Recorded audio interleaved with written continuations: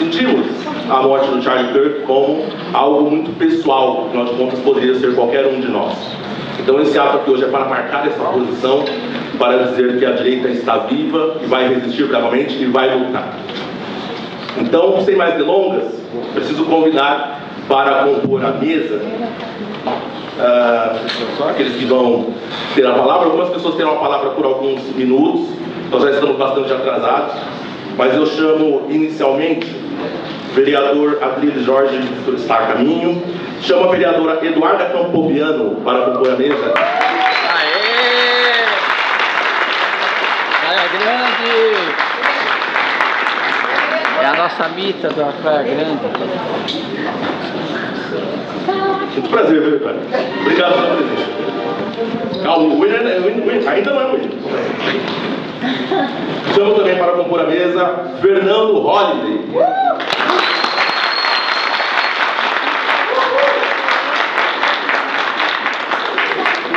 Aê, garoto. Obrigado pela presença, Holliday. Valeu. Para compor a mesa, meu amigo pessoal, ex-deputado estadual Douglas Garcia. Ah, estava na frente. Não tem problema não, pode falar. Tem que ir para a lateral.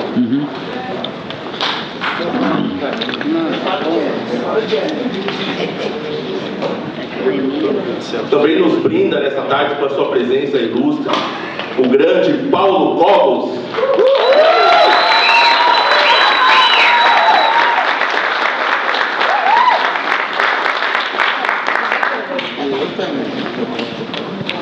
Também chamo para compor a mesa aquele que legou à direita um dos filmes mais belos que eu já assisti, que é o Jardim das Aflições, Josias Teófilo.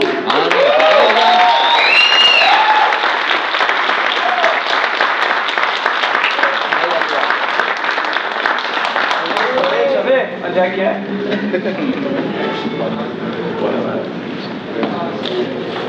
Também chamo para compor a mesa aquele que é um grande polemista, um sociólogo de direita que sobreviveu à doutrinação universitária, Tiago Cortez.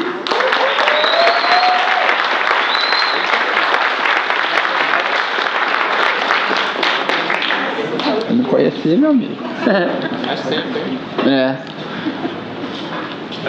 Galera que puder vir mais para frente para a gente juntar, para ter essa imagem, essa presença, eu agradeço se puderem colocar mais à frente, eu agradeço. Não tem ninguém.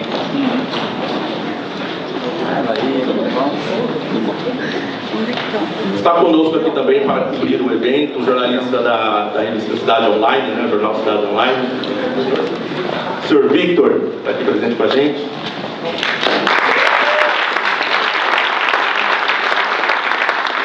É muito importante termos a presença de uma mídia de direita aqui, muito bom mesmo, obrigado. Também faço registro da presença do vereador de Bragança Paulista, Ismael Brasilino, está aqui com a gente também. Palmas para o Ismael.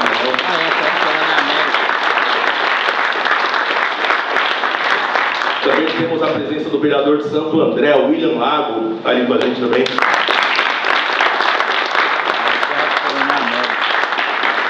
Também temos a presença do vereador de Guarulhos, que está aqui com a gente, faz um barulho.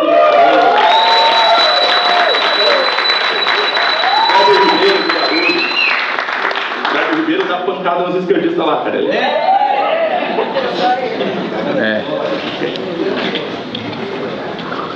Também registro a presença da Nina Borges, está aqui conosco. Vereadora.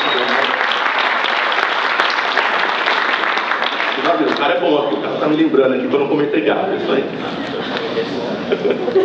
Acho que errou a cidade, oh, meu Deus do céu. Só foi o sobrenome, Braga. Nina Braga.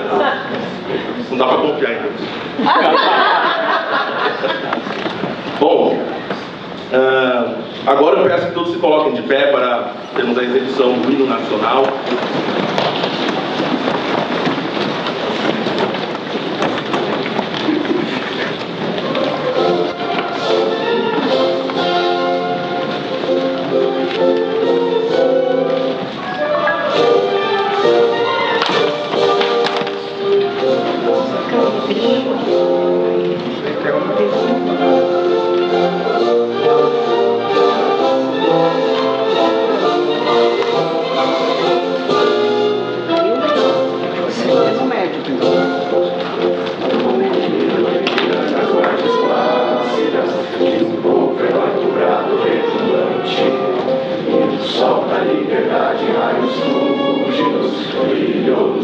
pátria nesse instante. Seu penhor, essa igualdade, conseguimos conquistar com braço forte. Em teu seio, ó liberdade, desafia o nosso peito à própria morte.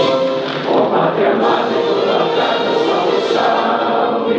Brasil, som intenso, raio vívido, de amor e de esperança a terra desce. Sem teu formoso céu risonho e límpido, a imagem do cruzeiro resplandece. Gigante pela própria natureza, és velho, és forte, válido, colosso.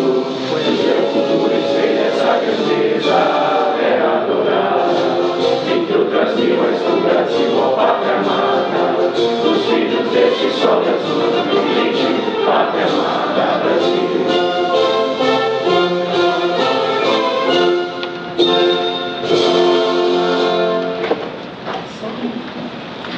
Isso aí, a primeira parte do hino, acho que devido à circunstância do horário.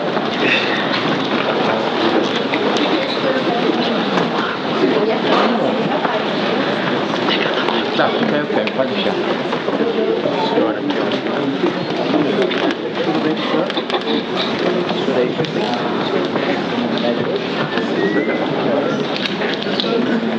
Galera, antes de iniciarmos com os palestrantes oficiais, gostaria de... A gente vai intercalar entre algumas pessoas para ter um momento, uma palavra. E eu gostaria de começar com José Carlos Bernardi, pelo tempo de 3 minutos.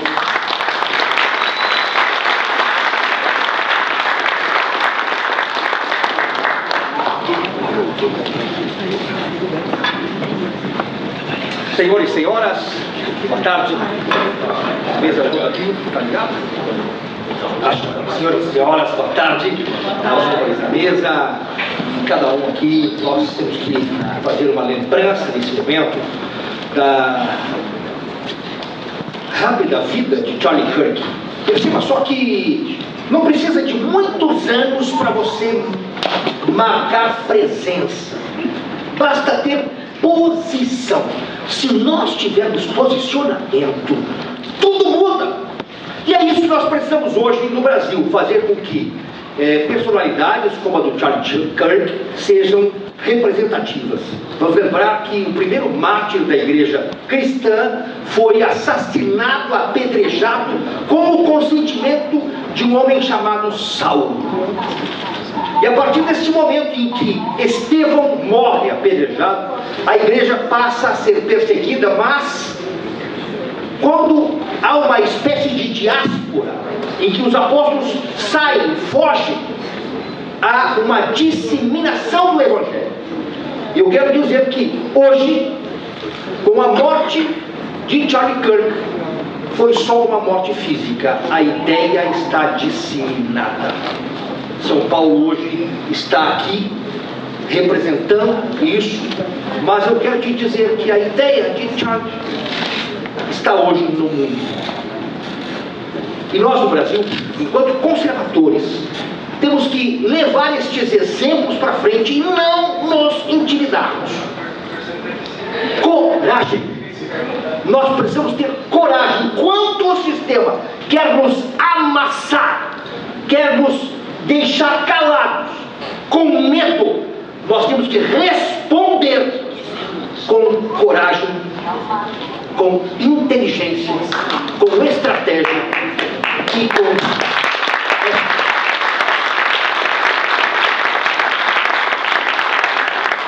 Eu quero convidá-los, obrigado Wellington por essa oportunidade, para que nós possamos reverberar essa voz através de termos um canal próprio no Brasil, que é um partido de direita que nós não temos. Nós temos muitos partidos, 29 partidos no Brasil, 14 nominais de esquerda, fazem parte de um sistema público, e 15 partidos de centro, centro-esquerda, centro-direita, mas de centro. Posicionado à direita, nenhum. Eu estou à frente da criação do Partido Conservador, que provavelmente não estará pronto para 26, mas vamos manter a chama acesa para termos em 28, então, um partido de direita. não desista. Agora é a hora de nós mostrarmos a que viemos. Afinal de contas, a direita não existiu. Mas agora que existimos, vamos fazer a transformação. Deus abençoe.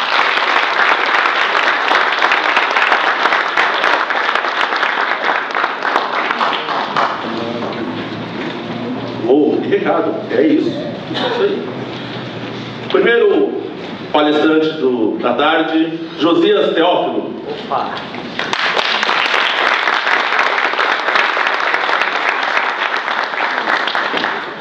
Vamos lá, boa tarde, gente. Estou muito feliz de estar aqui. Obrigado a todos pelo convite. Eu quero falar um pouco sobre o Charlie Kirk, evidentemente. Foi, para mim, um dos fatos mais relevantes da história recente do mundo inteiro. Não só dos Estados Unidos, evidentemente. E não só parte da história da direita. Eu acho que o único assassinato tão importante quanto esse foi o de John Kennedy. Então, isso aí foi um fato que tem o potencial de mudar tudo, simplesmente porque ele evidencia o instinto assassino da esquerda. E não é só no Brasil, nos Estados Unidos, é no mundo. Existe esse instinto de censura, de perseguir as pessoas e o fim de matá-las pelo que elas pensam.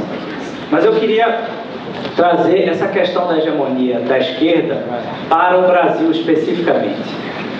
Porque eu acho que o caso do Charlie Kirk não teria nem acontecido no Brasil, porque ele não teria conseguido entrar na universidade. Ele nem teria conseguido entrar. Eles não teriam deixado ele começar a falar. E você vê, ele era uma das pessoas mais influentes da direita americana e, entretanto, ele não... Ele podia falar dentro das universidades, apesar da série de polêmicas que aconteciam, né?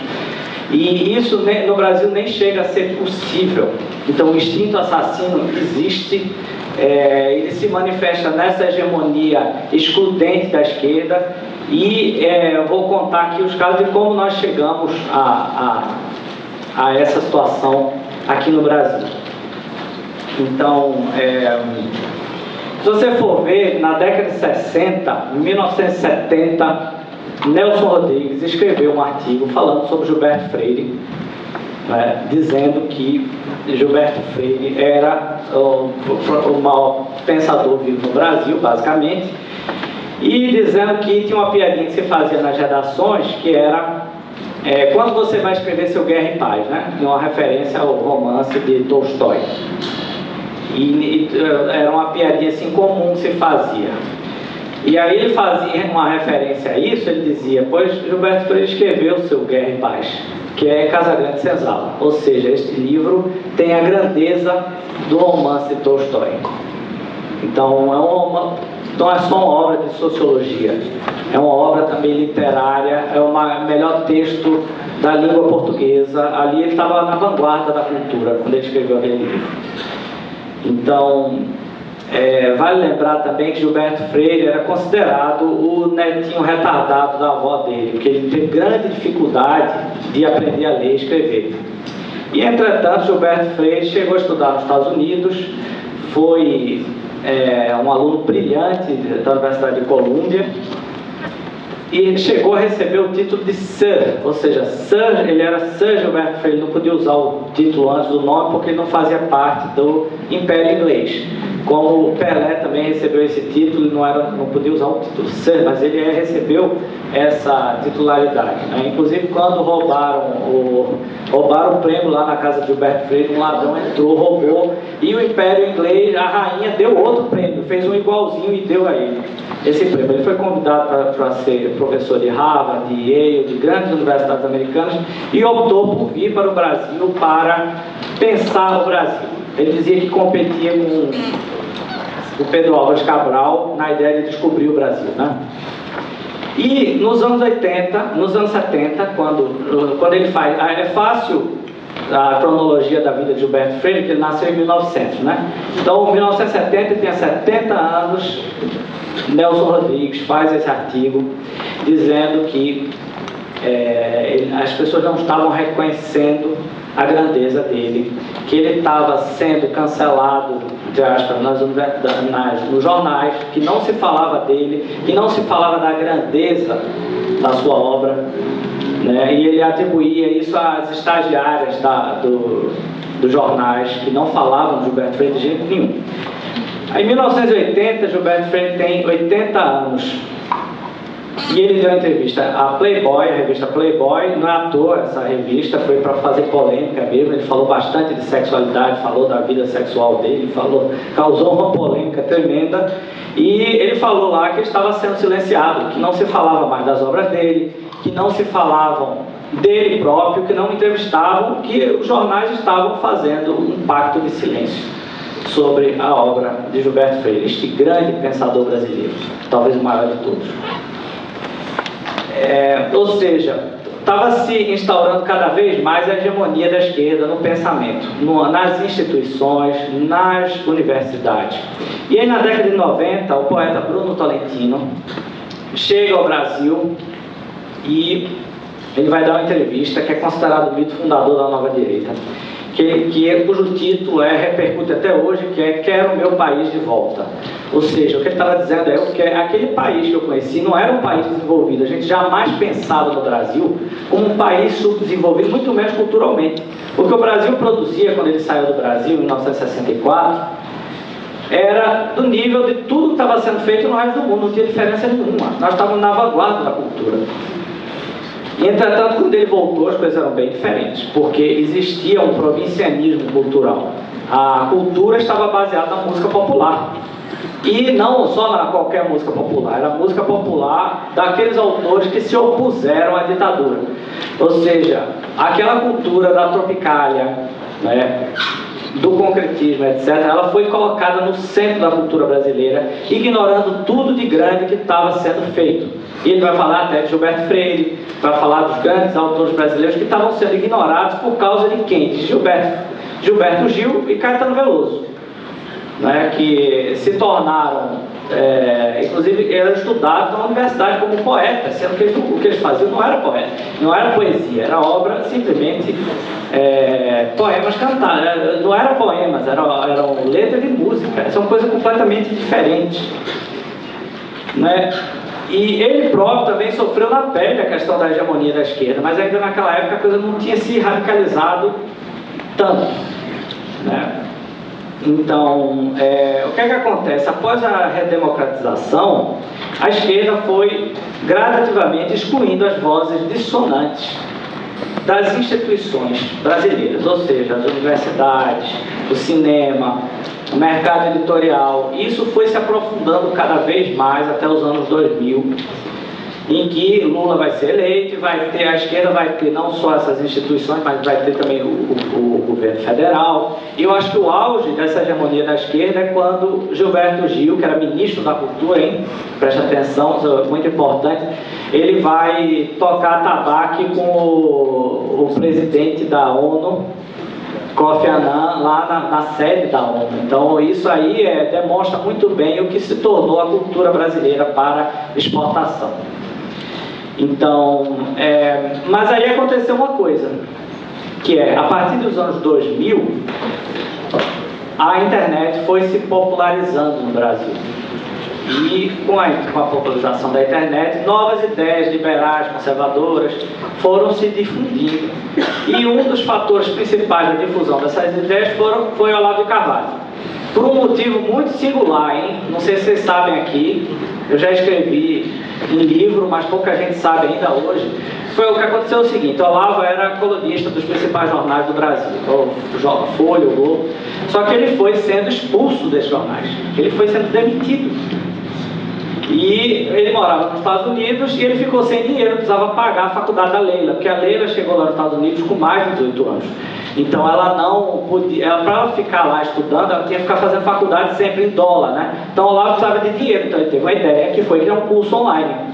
Parece uma bobagem, hoje todo mundo tem essa ideia, mas naquela época foi uma coisa muito original, porque em 2008 ele criou um curso online de filosofia e começou a dar aula para o público brasileiro, em português, de lá dos Estados Unidos, transmitindo. E esse curso foi um sucesso tremendo, chegou a ter 30 mil alunos e 5 mil alunos consecutivos. E o que acontece? Isso ficou muito mais evidente essa questão da participação da direita na internet, ela explodiu muito em junho de 2013, que foi aquele movimento que começou aqui em São Paulo pelos 20 centavos, que era uma pauta estatista, só que ela vai tomando uma dimensão nacional por causa da violência policial em São Paulo, do governador Geraldo Alckmin. Curiosamente, o governador era Geraldo Alckmin e o prefeito era Fernando Haddad, que a gente vê essas mesmas figuras hoje no governo, né? E em 2013 também aconteceu uma coisa muito importante que pouca gente fala ou escreve, que é a Marcha para Jesus, que o pastor Marco Feliciano convocou, e Jair Bolsonaro falou para 100 mil pessoas, e ali ele falou o slogan de campanha dele, que era Deus acima de tudo. Agora não vai dar, agora vou ter que terminar, né? Agora mais uns 10 minutos aí. Então, ele vai falar Deus acima de tudo, e ele vai falar o slogan de campanha dele, que vai levá-lo à presidência da República. E nesse ano também, 2013, veja quanta coisa importante aconteceu nesse ano. Foi lançado o livro O Mínimo que Você Precisa Saber para Não Ser um Idiota, de Olavo de Carvalho, que foi o maior best-seller, dos maiores best-sellers da história do Brasil, vendeu mais de 600 mil exemplares, né? E provocou um boom do mercado editorial da direita. Então a direita começou a ocupar também ali o mercado editorial, aos poucos, né? Então foi crescendo na internet, a partir de 2013, um movimento antissistêmico que vai produzir um processo revolucionário mesmo. Então, só que esse movimento antissistêmico foi tomado pelo sistema, porque com a tentativa do impeachment da Dilma, o MDB se juntou para fazer o próximo governo. E Michel Temer virou presidente e indicou quem? Alexandre de Moraes para o STF. E Olavo de Carvalho já tinha dito, inclusive no meu filme, O Jardim das Aflições, ele tinha dito que não bastava tirar a Dilma, era preciso tirar o sistema corrupto inteiro. Então era muito pouco tirar a Dilma. E aí, o que acontece? Chegou-se a uma situação muito básica que nós estamos até hoje, que a direita tem uma grande influência na internet, ou seja, domina a internet, e a esquerda domina as instituições. E aí o que aconteceu? As instituições resolveram censurar a internet. Tão simples quanto isso. Então, o que acontece nós estamos vendo ainda hoje um processo de censura cada vez maior à internet. Claro, já começou a diminuir um pouco por causa da pressão internacional. Mas aí veio outro fato muito importante, que foi a compra de Elon Musk do Twitter, que virou o X, né? Então, essa rede social, ela abriu o espaço para que muita gente pudesse falar, né, e sem censura. E começou a enfrentar o Alexandre de Moraes e tudo mais. Mas o fato é o seguinte, ainda assim permanece a situação que nós estamos, que é, as instituições estão dominadas por um pensamento hegemônico e que no final das contas é assassino, porque não aceita a divergência, não aceita o diferente. Então não é que Bolsonaro foi condenado agora, ele sempre esteve condenado, porque ele nunca foi aceito como um político legítimo. Ele jamais foi aceito pelas instituições. Ignoraram ele até que ele virou presidente, tiveram que prendê-lo. E é nessa situação que nós estamos agora. Só que aí começou a surgir também, a direita começou a ver que ela precisa ocupar as instituições, ela precisa se eleger, ela precisa ocupar as instituições culturais. Inclusive aconteceu agora um fato muito importante, que foi a queda da instituição que cuidava do Teatro Municipal, que era a ponta de lança do pensamento identitário no Brasil. E isso aconteceu aqui nesta casa, com vereadores desta casa. Aliás, queria pedir uma pausa a eles aqui.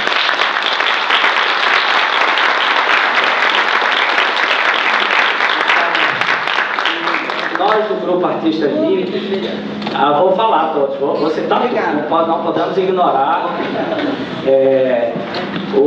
Começou com o Rubinho Nunes mandando questionamentos para a Sustenidos, e vários, e pressionando desde dentro.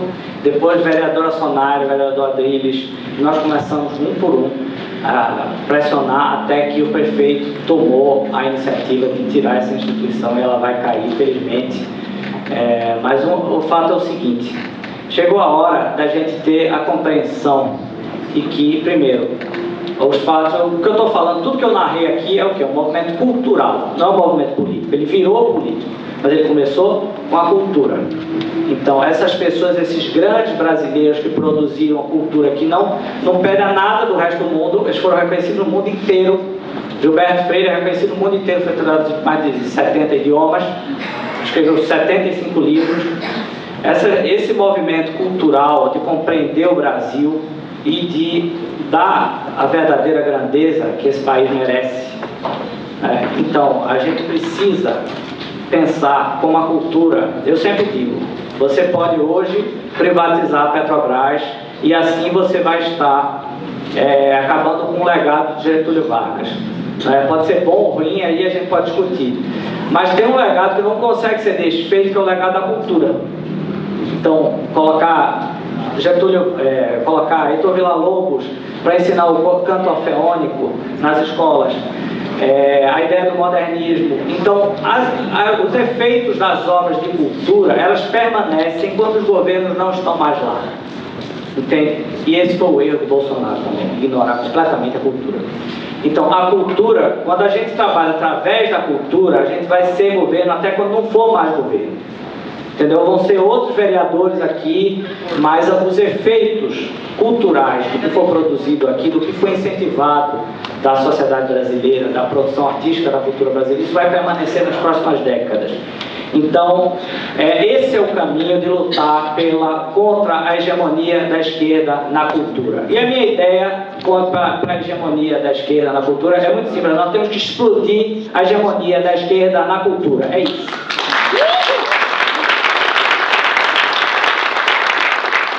Muito obrigado, gente.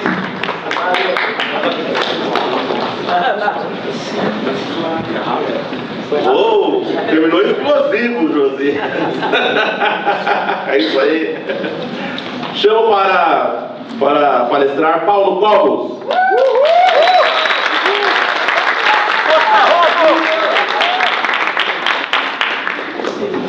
Senhoras e senhores, é uma honra estar aqui. Pena que seja para falar de um evento tão triste, que foi a morte de Charlie Kirk, um homem que teve coragem e retidão de intenção e conhecimento, um homem que se aprofundou para falar o que falava.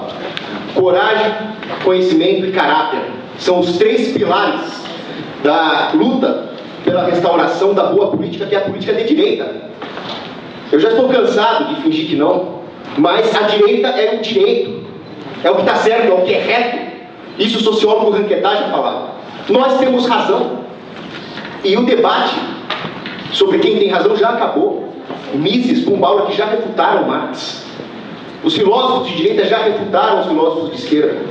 Tudo que nós temos que fazer agora é convencer as pessoas de que o certo é o certo, de que a grama é verde. A morte do Charlie Kirk me deixou chocado. Afinal, é um pai de família, é um homem bom, é uma pessoa inocente que foi brutal e covardemente assassinado. Faz parte da nossa humanidade, da manutenção da nossa humanidade no meio de uma guerra que é a política, se chocar com um fato desse. Só que a morte do Charlie Kirk não me deixou surpreso. Por quê? Porque eu li sobre a esquerda e eu sei do que a esquerda é capaz. A esquerda é capaz de fazer isso com um pai de família, com um homem que só queria a verdade, só queria debater, só queria fazer o que Sócrates sempre fez na Grécia Antiga, que era debater, e Sócrates foi morto por buscar a verdade. Sócrates foi morto por usar o método filosófico de buscar a verdade por aqueles para quem a verdade não interessava, os sofistas, aqueles que fazem mau uso da política. Aliás, a verdade se encarnou e foi crucificada. Estamos falando de Jesus Cristo. Eu sou o caminho, a verdade e a vida. E Nosso Senhor ainda disse: sereis perseguidos por causa do meu nome. Charlie Kirk falava de Cristo. Charlie Kirk falava verdades. E ele morreu. Então, ele foi morto, melhor dizendo. Então, que tipo de pessoa faz isso? Que tipo de pessoa é avessa à busca pela verdade? Ou como Olavo de Carvalho dizia, incapaz de refutar e sim de querer eliminar tudo que aquela pessoa representa. Aqueles que vivem na mentira, aqueles que vivem no falso poder, aqueles que buscam A deturpação da política, em vez de servir ao povo, querem servir a si mesmos. A ideia da política na Grécia Antiga, a ideia da política na Idade Média era a política como um ramo da ética. A ideia de fazer o bem. Aristóteles falava, a função da política é a harmonia e a amizade entre os homens. Aí os escolásticos, Santo Agostinho, Santo Tomás de Aquino, vão falar política é a arte do bem comum. E aí, infelizmente, entra a modernidade com Maquiavel falando, não, política é conveniência. Não tem nada a ver com ética. Política é fazer o que te convém. E veja que esse é o exato mesmo discurso de Trotsky, um comunista, que falava, a moral depende de em que fase da luta de classes você está, em que fase da derrocada da burguesia você está. E aí é exatamente isso que o sujeito doutrinado pelas ideologias, que vende a sua alma para as ideologias, pensa. Se é que ele pensa alguma coisa. Para ele não existe um indivíduo enquanto sujeito de direito, enquanto ente concreto, criado à imagem e semelhança de Deus. A ideia do outro, que fundamenta a ética, é o doce dever que nos dá a oportunidade de fazer o bem, mas não é isso que o esquerdista pensa. Ele, mergulhado na idiosincrasia das suas ideologias, vai olhar o outro como uma barreira contra a sua ideologia, contra o seu projeto de poder. Ele vai se dissolver nessa ideologia e se ver como um instrumento, não mais como alguém que precisa fazer o bem, que precisa atingir a vida virtuosa, mas alguém que é um instrumento dessa mesma ideologia. O esquerdista quer fazer parte de alguma coisa, mas Olavo de Carvalho falava, o esquerdista acaba não tendo nada de positivo. O próprio Marx nunca propôs nada no Manifesto Comunista. Ele só criticava. A escola de Frankfurt também, teoria crítica, só dialética negativa, eu só critico, eu sou contra a família, eu sou contra a igreja, eu sou contra a propriedade privada. Tá, isso é a favor do quê? Eles não sabem falar porque eles se dissociaram do ser de Deus. Para eles não tem nada de positivo. Então, se eles não têm esse senso de pertencimento às comunidades humanas naturais, eles se rebelam contra tudo, contra o patrão, contra o pai, contra o fato de ter sido feito homem pela natureza, eles se rebelam contra a realidade em si. Aonde que ele vai buscar o pendor, a pulsão humana de fazer parte de alguma coisa? Nas ideologias. E aí ele vai fazer de tudo para fazer valer essa ideologia. Com toda a infantilidade do esquerdista que pede tudo de graça para o Estado, ele vai pedir que o Estado destrua qualquer um que refutá-lo num debate. Ou se o Estado não fizer isso, ele mesmo faz. Porque ele mesmo se vê como um instrumento dessa ideologia, como um instrumento da destruição da ordem burguesa, da monarquia, da igreja, seja lá do que ele quiser destruir. E é sempre destruição. É só você ver as teorias políticas da esquerda. Mao Tse Tung falava que o projeto dele é de puro ódio. A política para Mao Tse Tung é o cano de uma arma. E o comunismo, que a ideologia dele não é outra coisa senão um martelo a ser brandido contra o crânio do inimigo. Isso é Mao Tse Tung. E foi assim que foi aplicado. Foi aplicado no Khmer Vermelho. Nos campos de extermínio do Camboja comunista, se falava, a sua vida não me acrescenta nada, mas a sua eliminação acrescenta ao meu poder. Então eles exterminavam, não tem ética nisso. Não tem ética na Revolução Cultural do Mao Tse Tung, onde pessoas foram exterminadas por pensar errado. Sim, você está pensando contra a Revolução, pensou errado, vai ser exterminado. Isso aconteceu na Revolução Cultural de Mao Tse Tung, isso acontece nas redes sociais, onde as pessoas têm a sua identidade digital cancelada, sob aplauso dos esquerdistas. E a tradução física disso é a morte do Charles Kirk. Só que tem uma coisa que eles não previram. Eles não previram que a morte do Charles Kirk reacendeu a vontade de lutar. E nós só vamos perder a guerra se nós perdermos a vontade de lutar. E isso despertou em nós. O discurso do meu querido amigo Bernardi aqui foi essencial. Por quê? Porque Tertuliano disse: o sangue dos mártires é o adubo de novos cristãos. E quando nós falamos em mártires da verdade política também. E por fim, eu lembro de uma frase de Soren Kierkegaard. Soren Kierkegaard disse: quando morre um tirano, a tirania acaba. Mas quando morre alguém que luta pela verdade, um mártir, o reinado dele está só começando. Que Deus nos abençoe.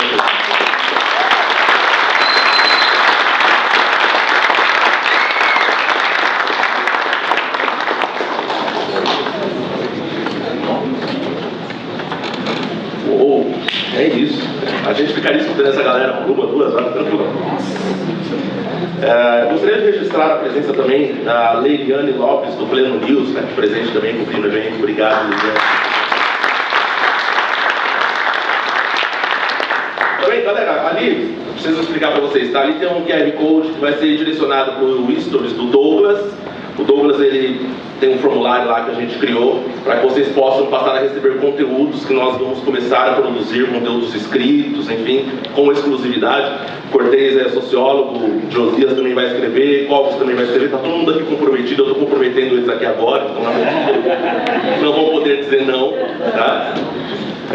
Também daqui sairá, a gente pretende que saia um livro, um e-book que a gente vai produzir também daqui, tá? E aí vocês, estando cadastrados ali no formulário, vocês receberão essas informações e para acompanhar o trabalho do pessoal aí. Falando em trabalho do pessoal, o trabalho de formiguinha, queria homenagear o Thiago Ferro, porque o Thiago Ferro, ele está criando times de futebol amador de direita.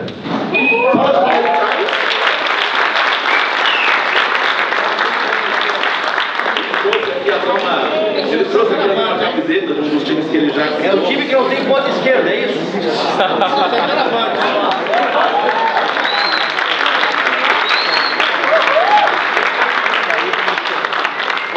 Isso aqui é um deles, né? O Extrema-Direita Futebol Clube. Porrada. Não vai ter lateral esquerdo nesse time, não. Pô, mas aí nós vamos ficar em desvantagem. Como é que nós vamos fazer pra roubar a bola? Mas esquerda é melhor em roubar. Ele está à frente desse trabalho, é um trabalho silencioso, então vocês estão aqui. Obrigado pela presença também, viu, Thiago? Gandula, né? Galera, todos viram aqui que chegaram também, vereador Rubinho Nunes. A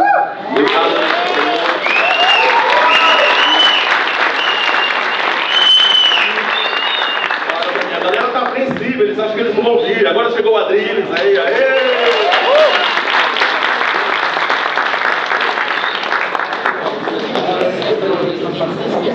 E para uma palavra de 5 minutos, Douglas Garcia.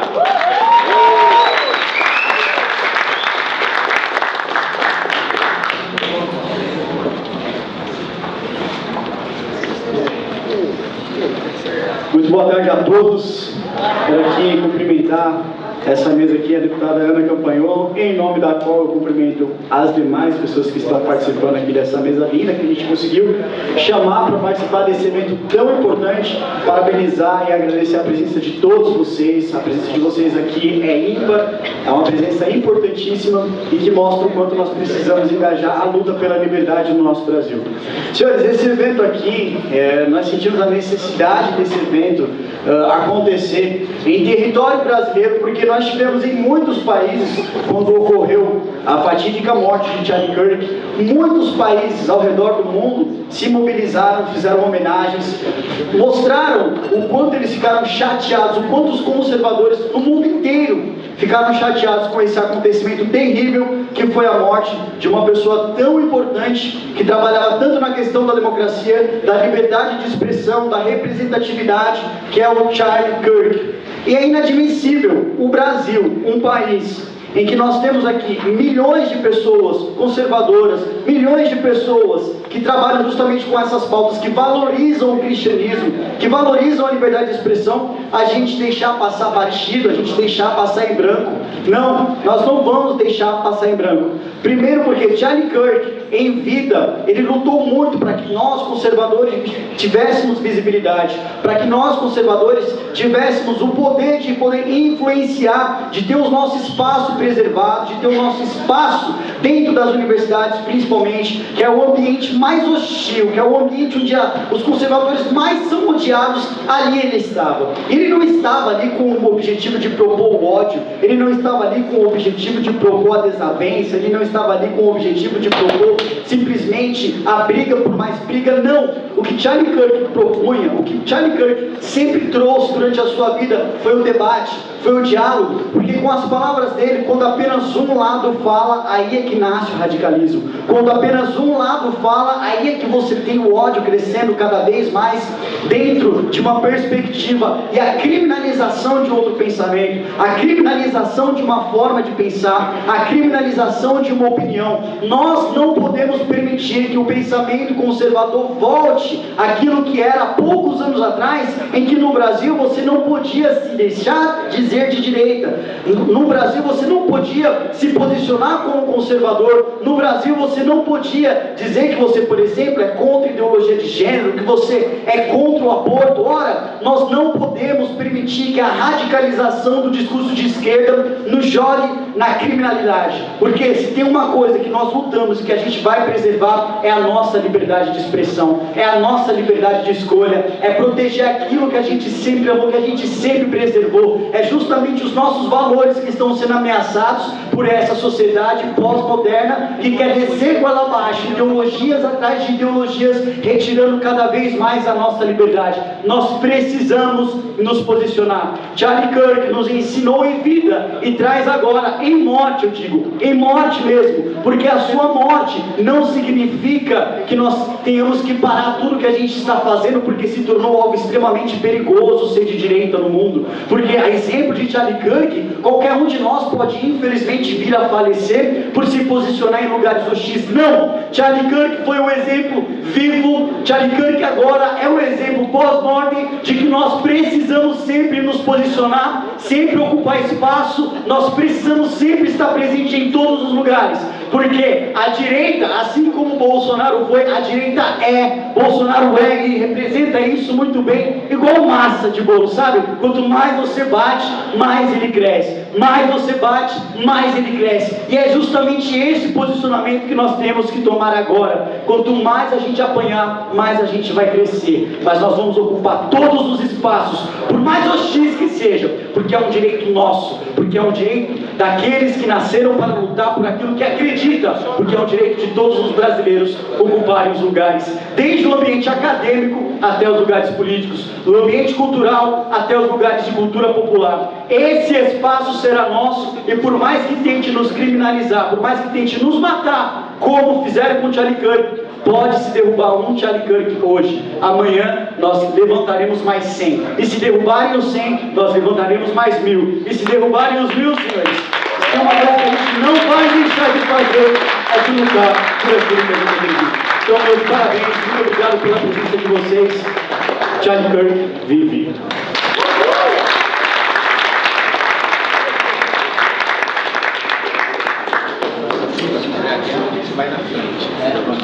Esse é o espírito, isso aí.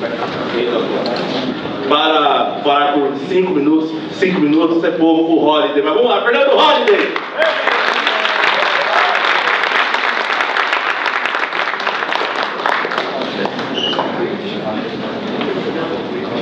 O celular aqui. Boa tarde, pessoal.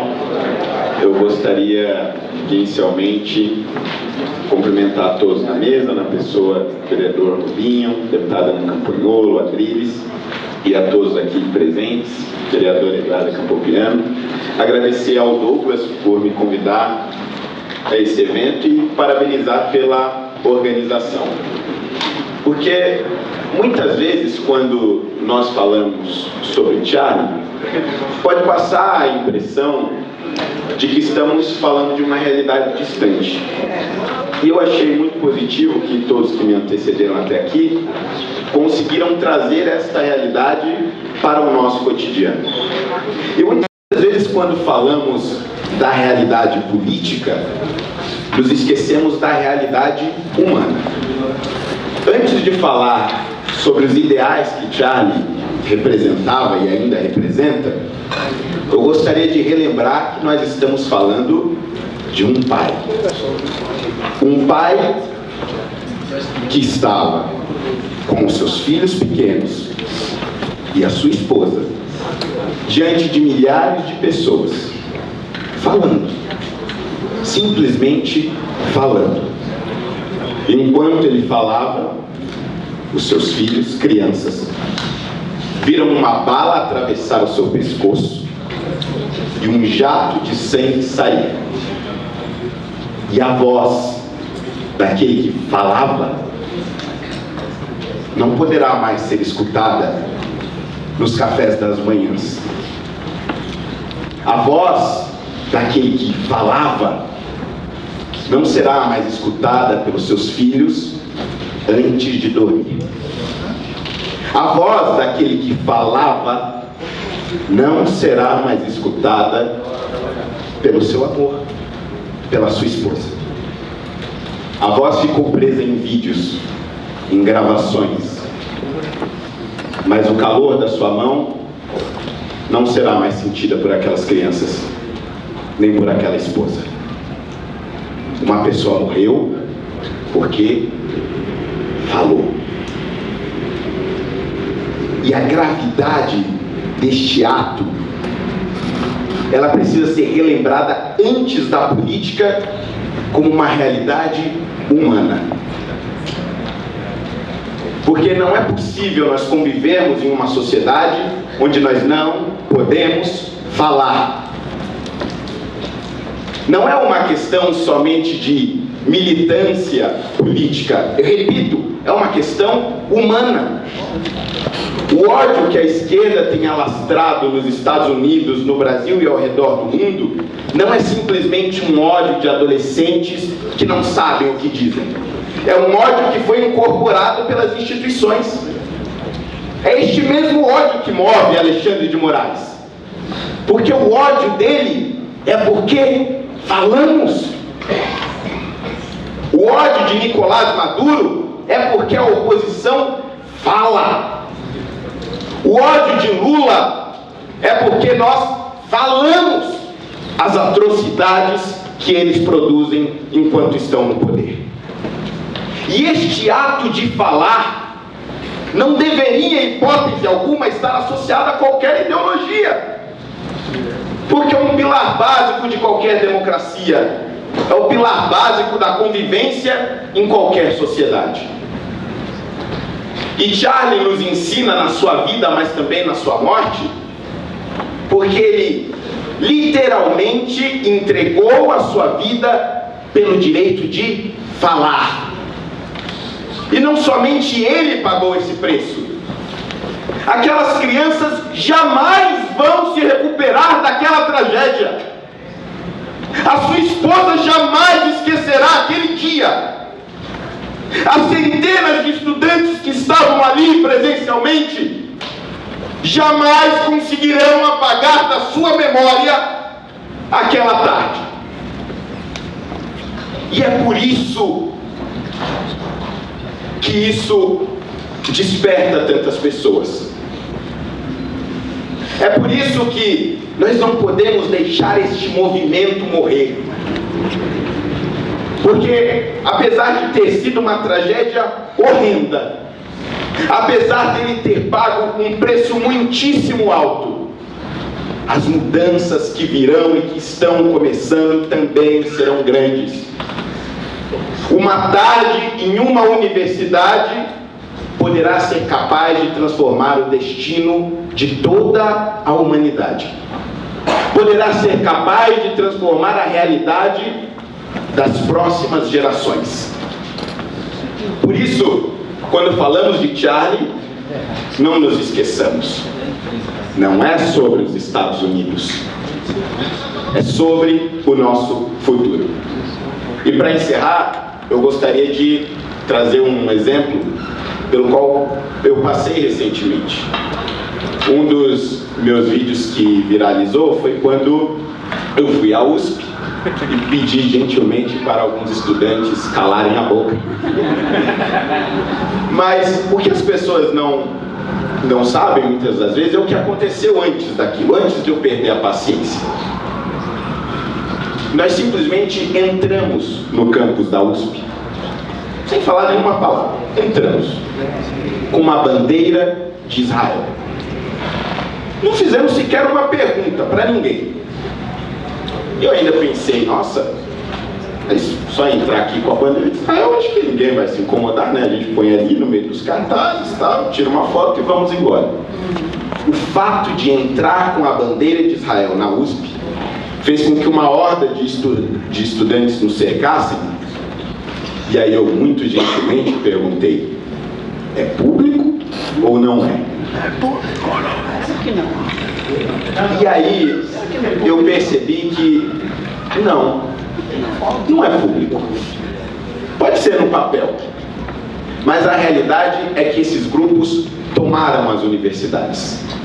Eles não permitem que ninguém que discorde possa falar. Eles ameaçam com agressão ou agridem de fato. Eles intimidam, eles excluem dos trabalhos acadêmicos e criam dentro das universidades a ditadura que eles gostariam de ver tomando conta do Brasil e que já tomou por conta do judiciário. Mas são essas coisas que nos dão a noção de que o que acontece lá também acontece aqui. Ainda não tivemos uma vítima fatal e espero que não tenhamos. Mas para que isso não aconteça, nós não podemos desistir de denunciar. Nós não podemos nos cansar de falar. Por mais perigoso que seja, por mais temeroso que pareça, a nossa melhor arma ainda é falar. Então, senhoras e senhores, hoje, aqui e amanhã e todos os dias que nos restam, não deixemos de denunciar, não deixemos de falar. Obrigado.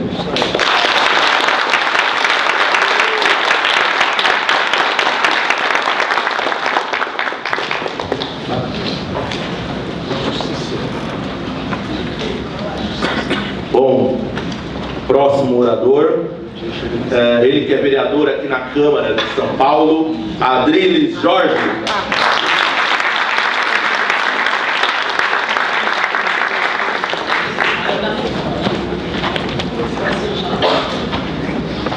Projeção espelhada é um conceito freudiano que diz o seguinte: muitas pessoas têm a tendência patológica, consciente ou não, de projetar os próprios defeitos nos outros. Um sujeito chamado Vladimir Lenin, um revolucionário assassino, aplicou isso à política. Xingue-os daquilo que você é.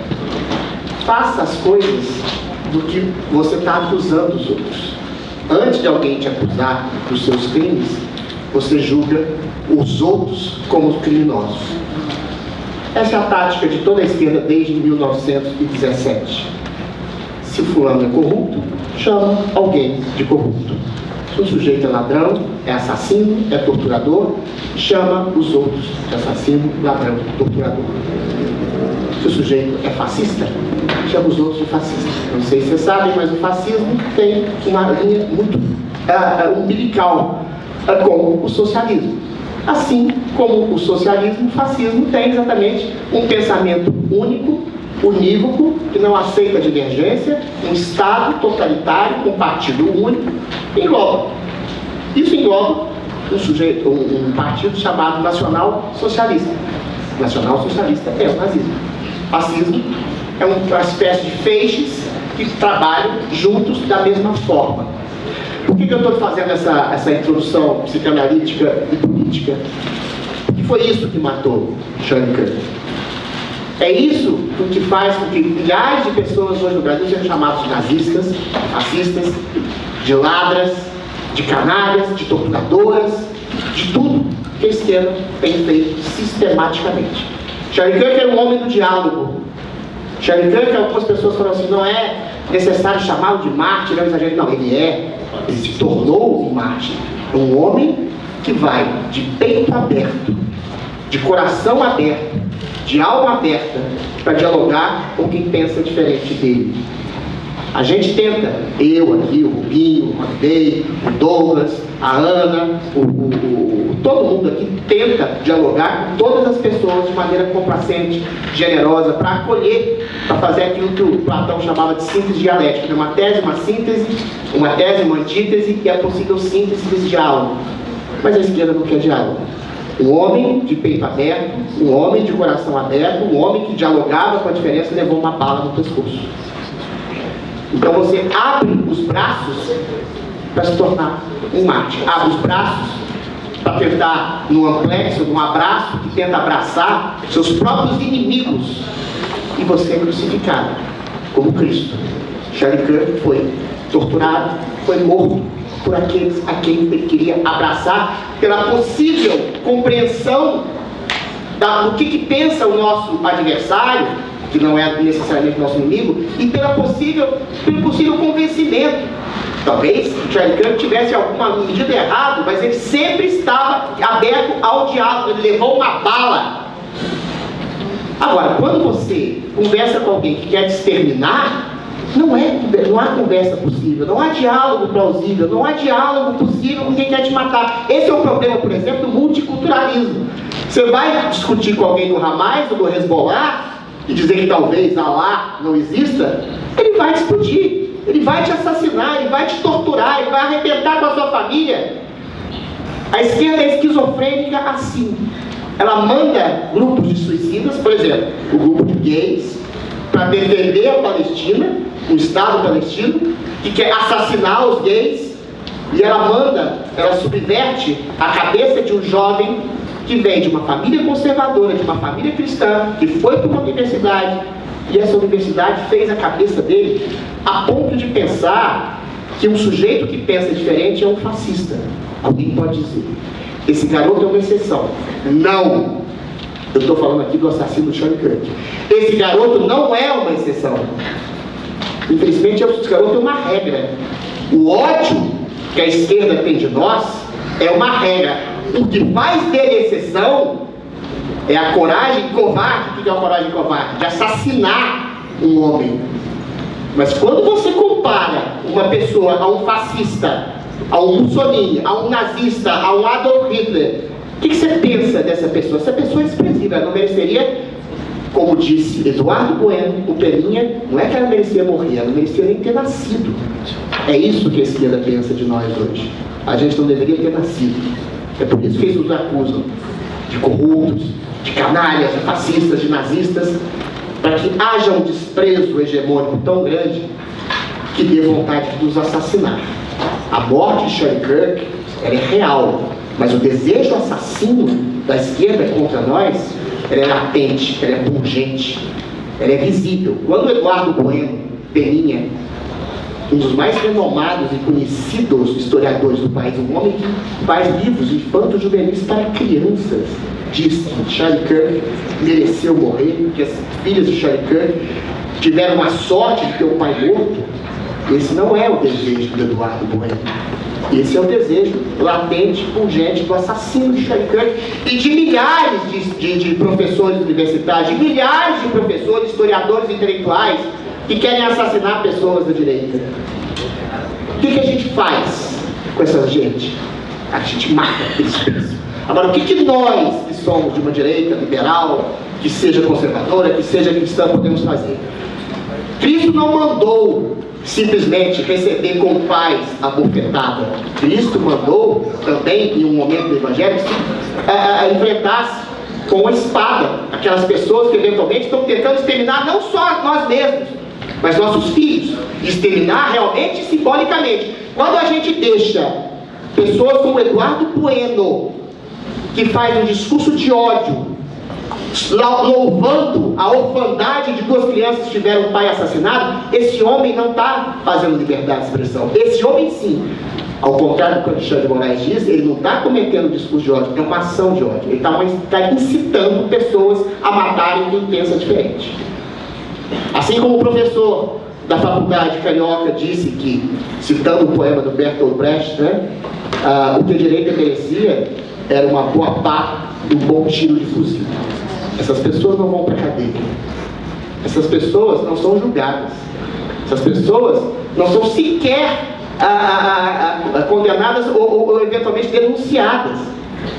Porque a esquerda tomou de tal sorte a vida cultural, universitária, a vida escolar, a vida intelectual, a vida artística, e toda essa vida, que é uma minoria de uma maioria gigantesca conservadora e cristã, tomou o poder de uma manipulação cerebral que está manipulando a cabeça de nossas crianças, que está manipulando a cabeça de estudantes em todo o Brasil.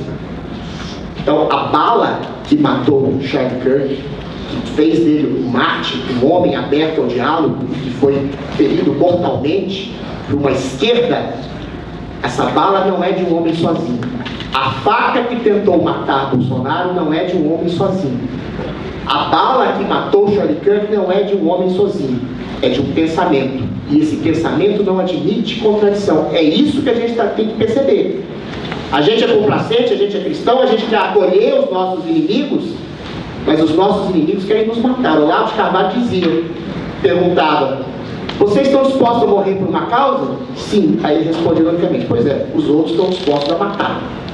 Então é um acordo absolutamente mefistofélico. O que a gente pode fazer nesse momento é perceber que a gente tem que agir e que a gente tem que denunciar esse mal. A gente tem que perceber o mal e não tratar o mal com carinho, porque aí sim você está sendo omisso, aí sim você está sendo covarde. Tratar o mal com gentileza é fazer serviço ao mal. A bala que matou o Charlie Kirk não é de uma única mão, é de diversas cabeças. É de Eduardo Bueno, Peninha, o canalha pro Peninha. A bala que matou o Charlie Kirk é uma bala latente na mão de cada professor insano. A gente acabou de ter uma reunião na POSP, Sindicato de Professores de São Paulo, que comemorou 2 anos de ataque terrorista do Hamas. Comemorou! E ainda saudou os mortos brasileiros. O que eles estavam fazendo lá? Se estavam lá, eram bandidos. Judeus mortos são bandidos para essa gente. Direitistas mortos são bandidos para essa gente. Cristãos mortos são bandidos para essa gente. A gente não dialoga com o bandido. A gente pode tentar trazer o bandido para uma questão de perdão, mas se ele não quer perdão, a gente tem que combatê-los com as armas que eles nos combatem. Por enquanto a palavra incisiva, dura, contra aqueles que querem nos assassinar. E estão nos assassinando. Bolsonaro, o presidente Uribe, o Charlie Kirk, o Donald Trump, tentaram matar também. Os presos. O Clériston, que foi morto na cadeia por omissão. Eles estão nos matando. Se a gente não pegar, fazer uma insurreição popular, civil, democrática, civilizada, se a gente não fazer, não incitar nossas lideranças, que são hoje omissas e covardes, a gente tem o nosso presidente da República, Jair Bolsonaro, definhando e morrendo na cadeia. Eles estão nos matando. A gente vai deixar? A gente vai deixar que nossas lideranças políticas, do Tarcísio, ao Zema, ao Jorginho, ao Caiado, vão dizer que está tudo bem? Não está tudo bem. A gente está numa guerra espiritual, civil, cultural e mortal. E a gente não pode desembainhar a espada que Jesus mandou que a gente combata os nossos inimigos. Era isso que eu queria.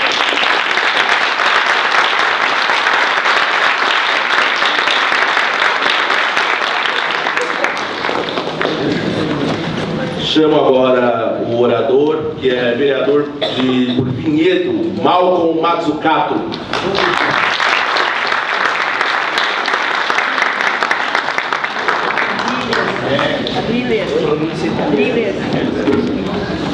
Boa tarde a todos, uma honra estar aqui com vocês. Cumprimentar aqui a Ana, a Eduarda, nossas queridas mulheres fortes.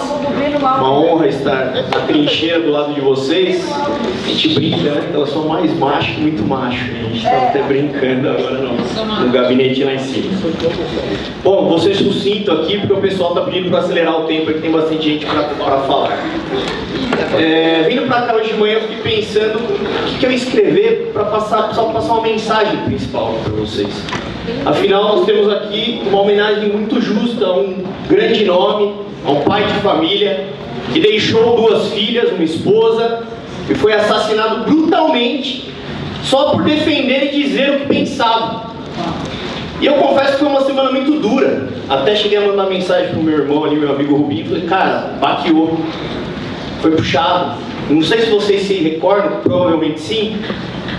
Dias antes, aquela moça, a Irina, tinha sido brutalmente assassinada num trem também, de uma forma completamente grotesca. E aquilo mexeu com a gente, porque eu recebi mensagem da minha mãe. Quer queira ou quer não, eu gosto sempre de fazer uma analogia. Imaginem vocês uma lança. Nós aqui somos apenas a ponta.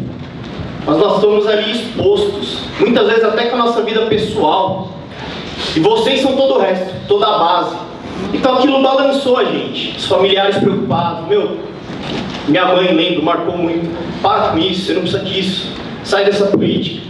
Eu falei, mãe, isso aqui é missão. Aquilo me despertou, eu falei, cara, não se trata, como a Adriane disse, somente de uma guerra política. É também uma guerra espiritual. Todos os dias a gente enxerga, é literalmente uma briga do bem contra o mal. E ali ficou muito claro para mim uma coisa. Em nenhum momento eu vi nenhum lixo da mídia falar que vidas brancas importam quando aquela menina morreu. E aqui eu trago um primeiro ponto de destaque para vocês: a relativização das vidas. As vidas que importam hoje é somente as vidas que agradam a essa narrativa podre da esquerda, essa nojeira que a gente vê todos os dias. Essas são as vidas que importam. Uma menininha branca morreu num trem e tá tudo certo, quase não foi noticiado. Imaginem vocês o oposto. Vocês lembram quando morreu o rapaz negro, que até surgiu o termo vidas negras importam. E aqui eu gostaria de pedir atenção para vocês, que deixam a mensagem principal. Nós, como cristãos, nós somos pacíficos, mas não pacifistas. Então, gente, pelo amor de Deus, chega. O que eu quero dizer com essa frase? Eu podia ficar aqui alguns minutos filosofando sobre ela, mas eu vou ser simples e objetivo. Se bater, vai tomar. Se der, vai levar. Chega! A gente está tomando facada, a gente está tomando tiro, a gente está tomando porrada, e nós estamos querendo debater ideias. Que ideias você vai debater com alguém que quer te dar um tiro, que quer te dar uma facada? Chega, gente! Se a gente não sair dessa inércia, a morte desse cara aqui foi em vão. E eu tenho certeza que isso não vai acontecer. Porque hoje, no sábado à tarde, vocês podiam estar com a família de vocês, aproveitando o dia lindo que está lá fora. Mas aqui tem homens e mulheres de coragem, que resolveram estar aqui, sábado à tarde. E eu tenho certeza que vocês não vão se calar. E assim como vocês, tem muitos Brasil afora. E por isso, a morte desse cara não será em vão. Ela vai ecoar dentro de cada um de nós, em busca de um mundo mais justo e de liberdade de verdade. Então, por isso, coloquemos Deus no comando e vamos mudar as coisas nesse país. Obrigado.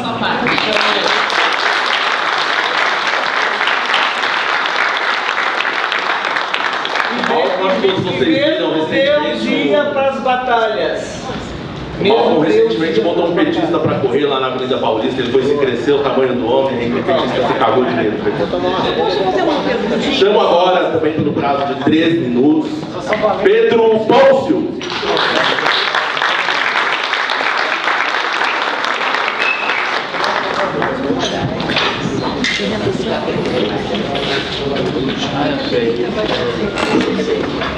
Boa tarde a todos, porque todos não existem. Quero cumprimentar 3 mulheres aqui, com nomes bem fáceis, né, de mencionar. A primeira professora Ana Campanhola, a Eduarda Campopiano e a Esté Papiano, que está ali atrás. Papiano para todo lado. Nas partes eu cumprimento toda essa bancada maravilhosa aqui. Bom, eu vou ser bem sucinto. Todos sabem que eu conheço a ideia que gerou o ódio, que assassinou, tirou a vida de Charlie Kirk. Mas eu quero falar sobre... Existe um motivo pelo qual mataram Charlie Kirk e um motivo pelo qual Charlie Kirk deu a sua vida, pelo qual ele lutava, que é muito maior do que a política, que é a sua fé. Como o professor Bernardinho falou muito bem, que me antecedeu. Bom, Charlie Kirk criou um movimento chamado basicamente, numa tradução livre, o ponto de virada, né? Turning Point USA. E esse movimento ele foi muito profético na vida de Charlie Kirk, porque de fato houve uma virada de chave na juventude americana, em todo o mundo, nas universidades, após o assassinato de Charlie Kirk. Ele achou que faria algo muito importante na sua chegada, mas não fez na sua partida. E Charlie Kirk, como todos sabem, ele era um cristão. E o livro da fé de Charlie Kirk, a Bíblia Sagrada, que eu vi um exemplar muito bonito, inclusive ali no gabinete do vereador Rubinho Nunes, um exemplar da Bíblia King James ali. E o livro que era a base da fé de Charlie Kirk dizia que quando Jesus subiu aos céus, ele disse: haverá, quando Jesus sobe aos céus, ele disse: irá descer sobre vós o Espírito Santo, e vocês serão as minhas testemunhas em Jerusalém, na Judéia, Samaria e até os confins da terra. E a palavra testemunha, ali no grego, é a palavra martiria, que significa literalmente um mártir, uma pessoa que está disposta a morrer por uma causa. O livro que foi objeto da fé de Charlie Kirk, em Mateus capítulo 5, diz as palavras de Jesus dizendo: bem-aventurados sois vós, quando vos perseguirem e mentindo disserem todo mal contra vós por minha causa, porque grande é a vossa recompensa nos céus. Perseguiram também os profetas que vieram antes de vós. Charlie Kirk, com sua morte, gerou no mundo algo que foi chamado de efeito Charlie Kirk. De repente, pagãos começaram a procurar as igrejas cristãs.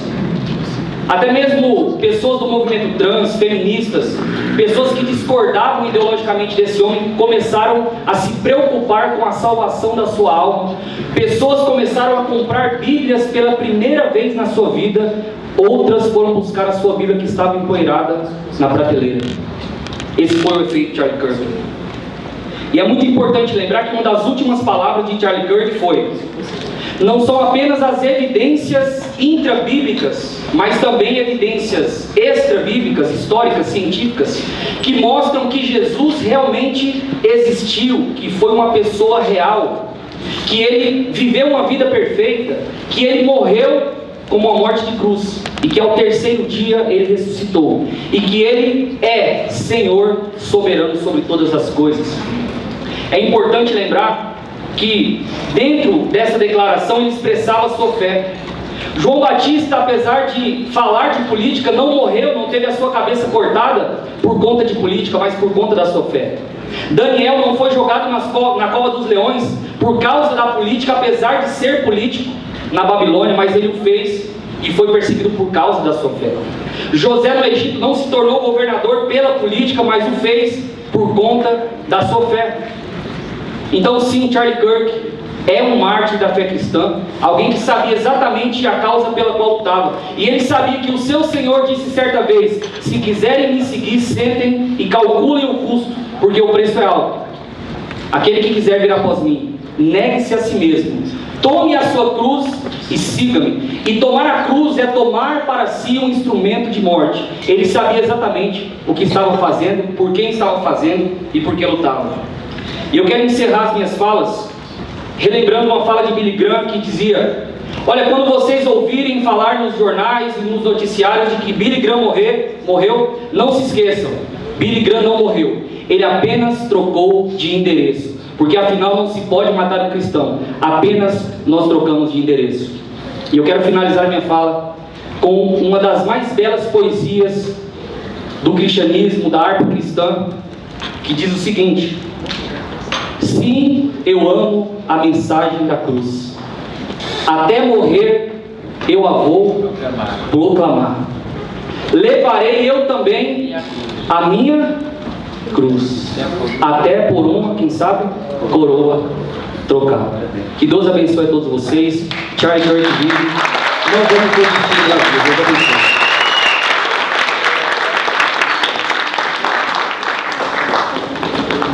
Agradeço também pelo respeito ao horário e poucas palavras, mas palavras que tocam, palavras que nos dão algo muito bom. Chamo a oradora Eduarda Campopiano.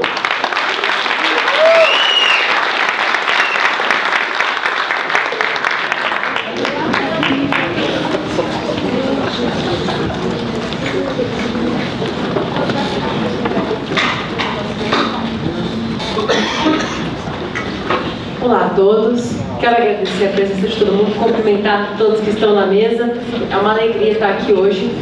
Eu quero começar com uma frase que me lembra muito a situação do Charlie Kirk, é uma frase do Chesterton.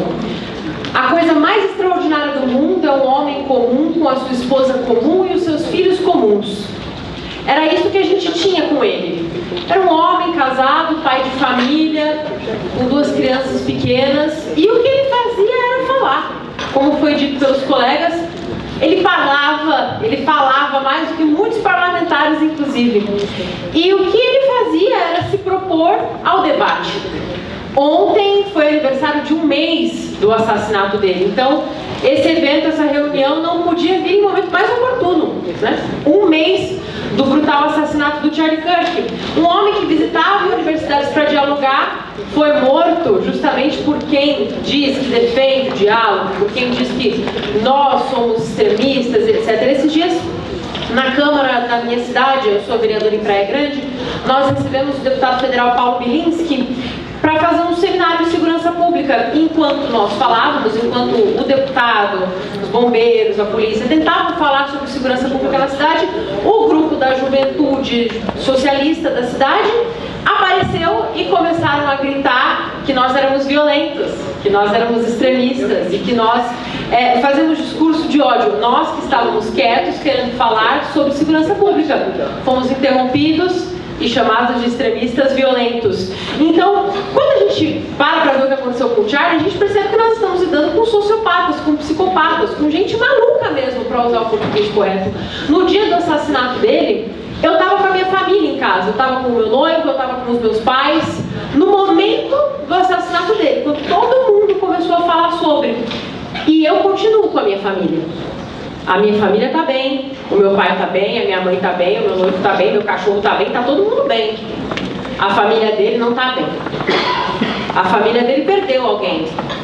Assim como a família de todas as pessoas que nós vemos sofrer diversos ataques. Eu não vou me atrever a citar exemplo por exemplo, porque eu sei que eu vou esquecer. Posso falar de Carla Zambelli, posso falar de Uribe, posso falar dos presos do 8 de janeiro, posso falar de inúmeros nomes. Vai faltar gente. Porque o que a gente está vendo é um trabalho sistemático de aniquilação de qualquer pessoa que não se dobre às agendas da extrema esquerda. Nós estamos combatendo sociopatas, nós estamos combatendo psicopatas. Quando você leva essa galera para a grande mídia, quando você leva essa galera para podcasts um pouco maiores, eles falam que não, o socialismo, o comunismo, ele foi distorcido. Distorceram Marx, deturparam Marx. Acontece que o que eles fazem é exatamente o que está no livrinho deles. No Manifesto Comunista de capinha vermelha. A expropriação violenta dos meios de produção. O que a gente vê hoje em dia são apenas meios de produção diferentes. O meio de produção não é mais necessariamente um chão de fábrica. O meio de produção são a mídia tradicional, são as universidades. É lá que eles produzem hoje em dia. A gente não tem mais a esquerda do chão de fábrica, aquela coisa lá de quando o Lula começou a se eleger. A esquerda de hoje mudou. A esquerda de hoje fala que homem engravida, esse tipo de coisa. Então, eles continuam querendo usurpar de forma violenta os meios de produção. Não deturparam Marx. A gente não deu azar que Lenin, Stalin, Pol Pot eram ditadores, eram psicopatas, não. Qualquer pessoa que simpatize com esse tipo de ideologia será necessariamente um sociopata. Gente boa, gente comum, gente normal, não sente essa vontade descontrolada de controlar o aspecto mais íntimo do foro mais privado da vida de todos os indivíduos. Gente normal não quer censurar, gente normal não quer dar tiro no pescoço de pai de família dentro de universidade. Vamos usar alguns exemplos de como a situação está tão usurpada e deturpada. Eu tenho um amigo que ele é vereador em Araçatuba, ele não conseguiu vir hoje. O Pugina, vereador lá em Araçatuba, foi denunciado no Ministério Público porque estava fazendo uma roda de oração com adolescentes que ele conhece na escola. Denunciado no Ministério Público por fazer uma oração. Enquanto isso, no Maranhão, você tem alunos simulando um motel como trabalho escolar. No pátio da escola, ninguém denuncia para o Ministério Público, nenhum professor é responsabilizado, ninguém pede cassação de político nenhum por isso. A gente tem a deputada Ana Campanhola aqui com a gente hoje, Ela, junto com o deputado Nicolas Ferreira, lançaram, ontem foi o evento de lançamento de 2 livros infantis. Ela é ela e ele é ele. Uma versão para menino e uma versão para menina. E a mídia está chamando o livro de controverso. Controverso, ela é ela, ele é ele. Você abre o livro e tem lá XXX. Controverso. Porque quem tem o monopólio da verdade hoje em dia vai achar que a realidade é controversa, vai achar que a razão é controversa. Não existe nada tangível, nada real, nada objetivo. Tudo é uma abstração sujeita ao bel prazer dos sociopatas que nós combatemos. Em paralelo aos exemplos que eu citei, várias pessoas foram ameaçadas de ter o mesmo fim que o Charlie Kirk enfrentou. Nicolas Ferreira foi ameaçado, Lucas Pavanato foi ameaçado, até eu sofri ameaça. Há 2 dias atrás aconteceu uma busca e apreensão na casa de um rapaz de extrema esquerda que ameaçou Lucas Pavanato de morte. Há um tempinho atrás a gente viu a busca e apreensão acontecendo na casa daquela tal de Juju dos Teclados, que disse que nós deveríamos matar Nicolas Ferreira, Luciano Hang, etc. O que nós defendemos é que pessoas possam se expressar para defender o óbvio, defender que ela é ela, que ele é ele, defender o óbvio, defender o rumo natural das coisas, defender o que o Charlie Kirk defendia. Porque o trabalho do Charlie Kirk era simplesmente defender o óbvio. Era dizer que você matar bebês no útero das mães é assassinato. É a defesa do óbvio, é a defesa do que mantém o mundo girando até hoje, porque é isso que consiste em ser conservador. Por exemplo, você conserva o que os testes do tempo mostraram que funcionou. Você conserva o óbvio, o básico que dá certo. Nós defendemos que pessoas comuns possam se expressar e defender o óbvio. Eles defendem ameaçar e aniquilar qualquer um que discorde deles. Qualquer um que diga que um homem não engravida tem que ser aniquilado. Qualquer um que diga que uma mulher grávida não está grávida de um bebê humano, que a gente viu recentemente um corte, inclusive com a deputada, de que não, porque a mulher grávida, o feto está vivo, mas não é uma vida. Então, é esse tipo de gente. Eles defendem a aniquilação sistemática de qualquer um que discorde deles. Quem defende armamento, por exemplo, nós defendemos armamento e o uso de armas para a legítima defesa, para defender a nossa própria vida daqueles que nos ameaçam. Enquanto quem se diz contra as armas são os primeiros que usam de armas para matar quem discorda deles. Depois da morte do Charlie Kirk, junto com todo o caos jurídico que existe no Brasil, junto com a prisão de Jair Bolsonaro, junto com tudo que a gente vê acontecendo, a nossa abordagem mudou. E já tinha que ter mudado há muito tempo, mas felizmente mudou. O que a gente precisa buscar agora é um mínimo de paridade de armas. Chega de aceitar tudo. Chega de dizer que alguém pode ameaçar o deputado mais votado do Brasil, o maior símbolo de democracia que nós temos hoje, de morte, só porque concorda dele. Ah, tudo bem, liberdade de expressão. Isso não é liberdade de expressão. Isso não é. Isso é ameaça de morte. Em muito pouco tempo, a ameaça de morte se converte em assassinato real. Porque o próprio Charlie estava recebendo ameaças há muito tempo. Todo militante de extrema esquerda só carece de um fuzil e oportunidade. Porque assim que eles tiverem esses dois na mão, todo mundo que está aqui vai pro paredão. Eles não vão ter piedade de ninguém.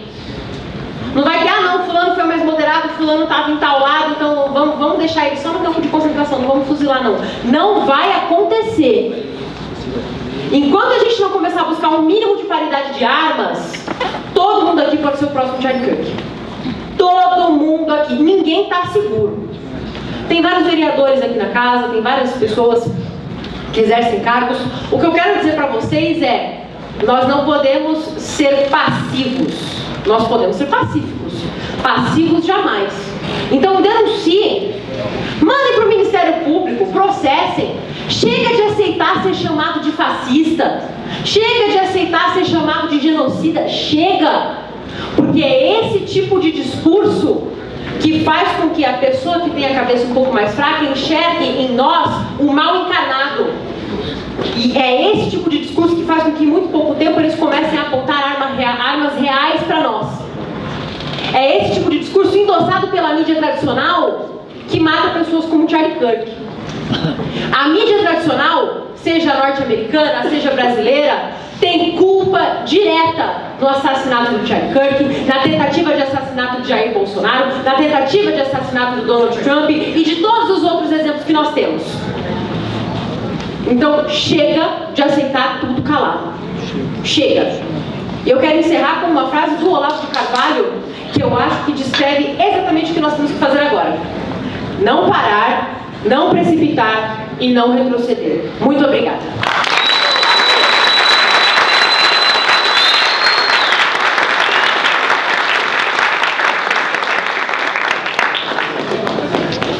O próximo orador chama a tribuna Tiago Cortez.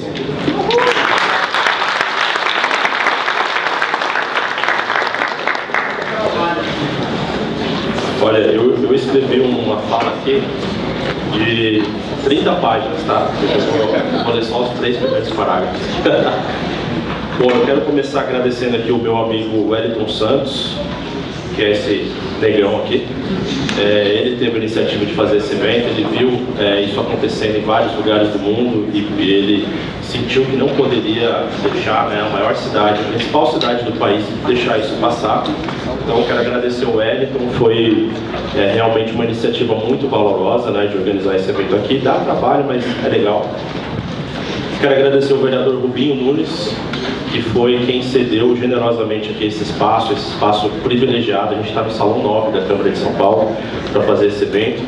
Eu trago aqui para os meus colegas ilustres, amigos da mesa, aqui uma saudação da vereadora Sonaira Fernandes. Ela não pode estar presente, ela traz uma mensagem para todos vocês aqui de saudação, de dizer que estamos juntos nessa, tá? Eu quero falar bem rapidamente sobre a questão do martírio, que eu acho que o Adriles falou, o Cogos também falou. Nós estamos aqui hoje reunidos porque, de fato, o Charlie Kirk foi um mártir e o martírio ele frutifica, né? O martírio ele prospera, ele traz consequências. Ao contrário do suicida, o mártir ele é alguém que ele tem algo a acrescentar, ele tem algo a dizer, ele tem algo para colocar no futuro. E o Chesterton, que é um dos meus escritores favoritos, ele faz essa diferença entre o mártir e o suicida. O suicida ele encontra na vida um valor, ele encontra na vida um propósito, e ele está disposto a entregar a sua vida para defender esse propósito, para defender esse sentido. O suicida é o cara que ele odeia tanto a vida, ele odeia tanto a própria existência, ele odeia tanto o mundo ao seu redor, que ele está disposto a se matar para interromper isso. E quando o suicida se mata, ele está interrompendo todo o universo, toda a criação, todo o cosmos para ele.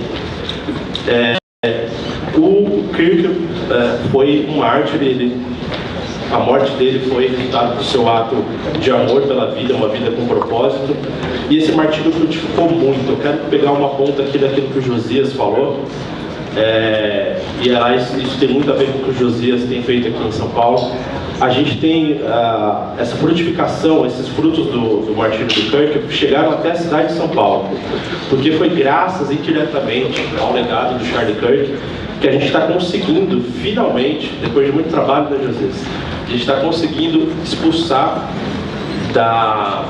conseguimos expulsar da administração do Teatro Municipal a organização Sustenidos, que é uma organização de esquerda, uma organização que o Nelson Rodrigues chamaria de esquerda festiva, que estava aqui no Teatro Municipal já há alguns anos, adulterando obras, peças, óperas, inserindo a agenda ideológica woke em tudo isso, e graças indiretamente ao Charlie Kirk a gente está tirando os Sustenidos do controle do Teatro Municipal.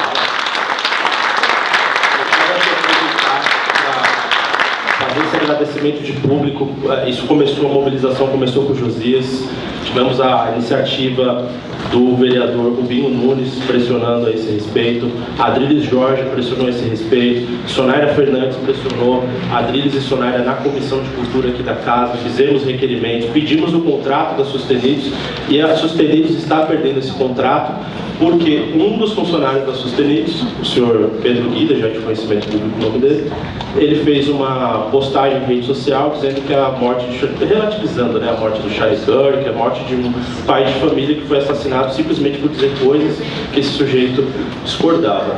E a gente fez essa pressão vitoriosa dos vereadores dessa casa, os vereadores conservadores dessa casa, que foram até o prefeito, mandaram mensagens, fizeram pressão, e a Sustenidos está perdendo um contrato, gente, de 556 milhões.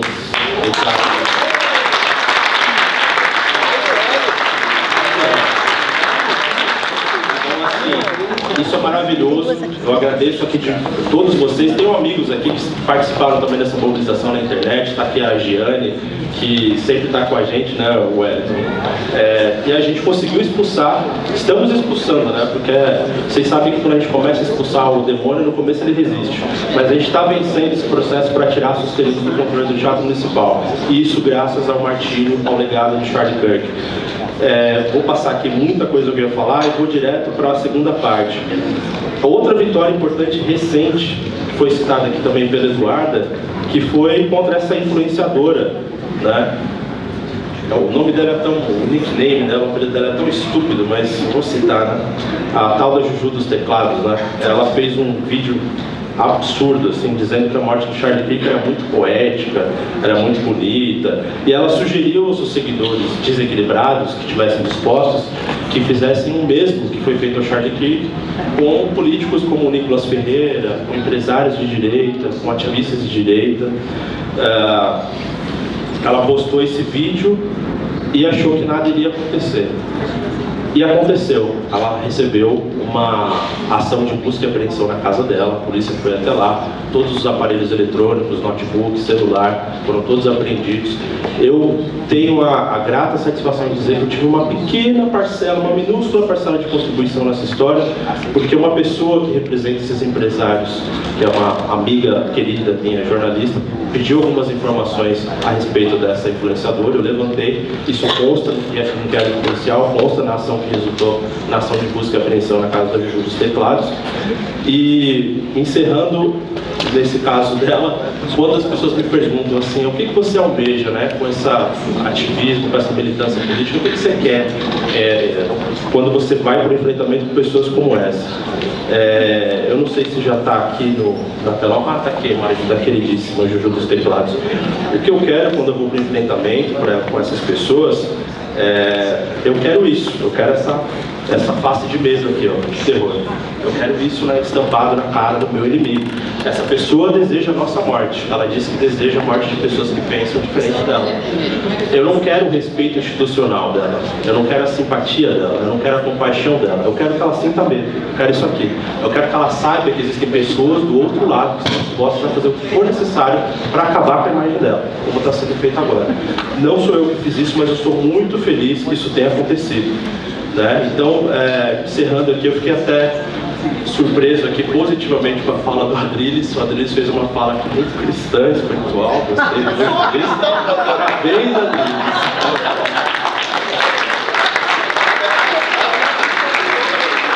Muito feliz, Adriles, nesse momento. Parabéns.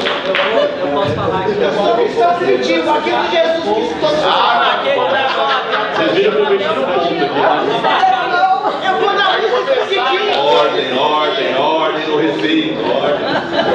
Mas eu quero encerrar dizendo o seguinte, né? Talvez isso seja escandaloso, mas depois do que alguns disseram aqui na mesa, faz parte do que eu venho dizer.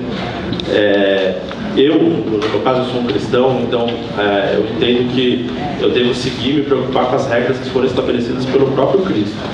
Todas as outras regras me são opcionais.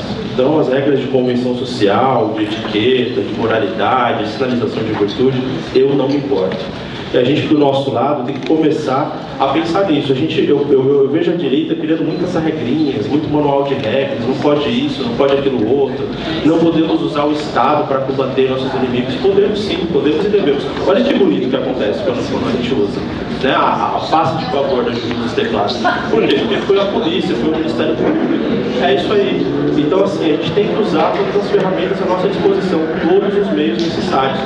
Quando as pessoas, alguns meses atrás, eu tive uma discussão com um querido aí, do meio da direita também, sobre a lei Rouanet, né? O Josias é muito mais gabaritado para falar sobre isso, mas o sujeito falou assim para mim: olha, mas a gente não pode usar a lei Rouanet para nada. Esse dinheiro é da esquerda, esse recurso é do pessoal da esquerda, a gente não pode mexer nisso.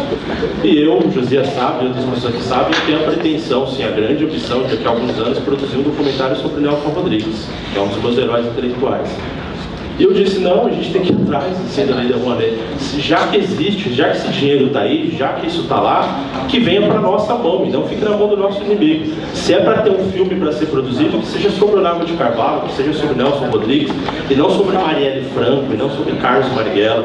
A gente tem que disputar esses espaços, tem que ter Rouanet para a gente, sim. Tem que disputar edital cultural, sim. Tem que tirar grana do bolso da direita, sim. É belo e imoral deixar a direita sem deixar a esquerda sem dinheiro. Aqui na cidade de São Paulo, graças aos vereadores da casa, a esquerda festiva dessa cidade perdeu um contrato de R$500 milhão, tá? R$500 milhão mais pobre. E eu quero até pedir aqui, o vereador, quebrando um pouco o protocolo, o Pedro Guida, que fez tudo isso, que falou, que relativizou a morte do Charlie Kirk, e ele certamente esperou que isso não fosse acontecer, não fosse acontecer nada. Começou uma mobilização com o Josias e foi para todos os vereadores, e graças a ele a Sustenente está saindo do Teatro Municipal, os maiores teatros do Brasil. Então eu quero dar uma salva de palmas para o Pedro Guida. Obrigado.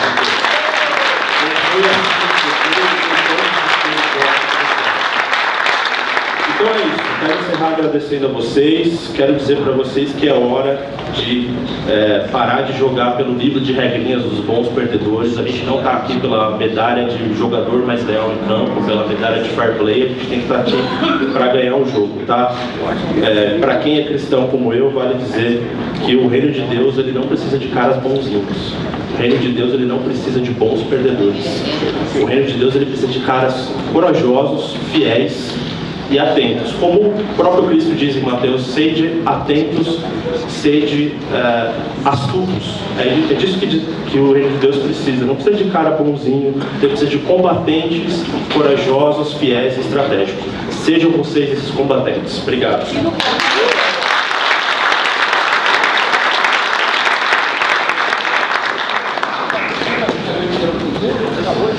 Bom,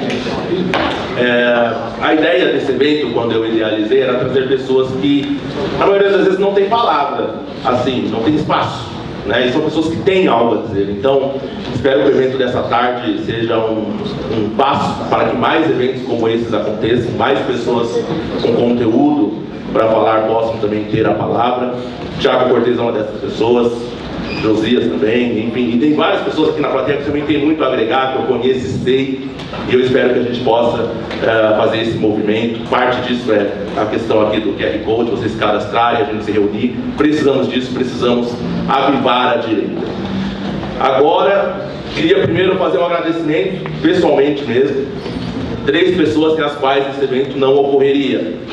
Primeiro eu disse: Cortez, quero fazer um evento, se você disser não, esse evento não acontece. Você vai ter que vir comigo. Então, primeiro agradecimento ao Cortez, que também correu atrás de algumas coisas. Quero agradecer também ao Douglas, que eu disse: Douglas, quero fazer esse evento, ninguém está topando, vê se você arruma aí alguém para a gente arrumar um auditório, então a gente faz na rua, na praça, onde quer que seja. E o Douglas correu atrás de gente, correu atrás do espaço. E o Rubinho Nunes, vereador dessa casa, teve a sensibilidade de entender.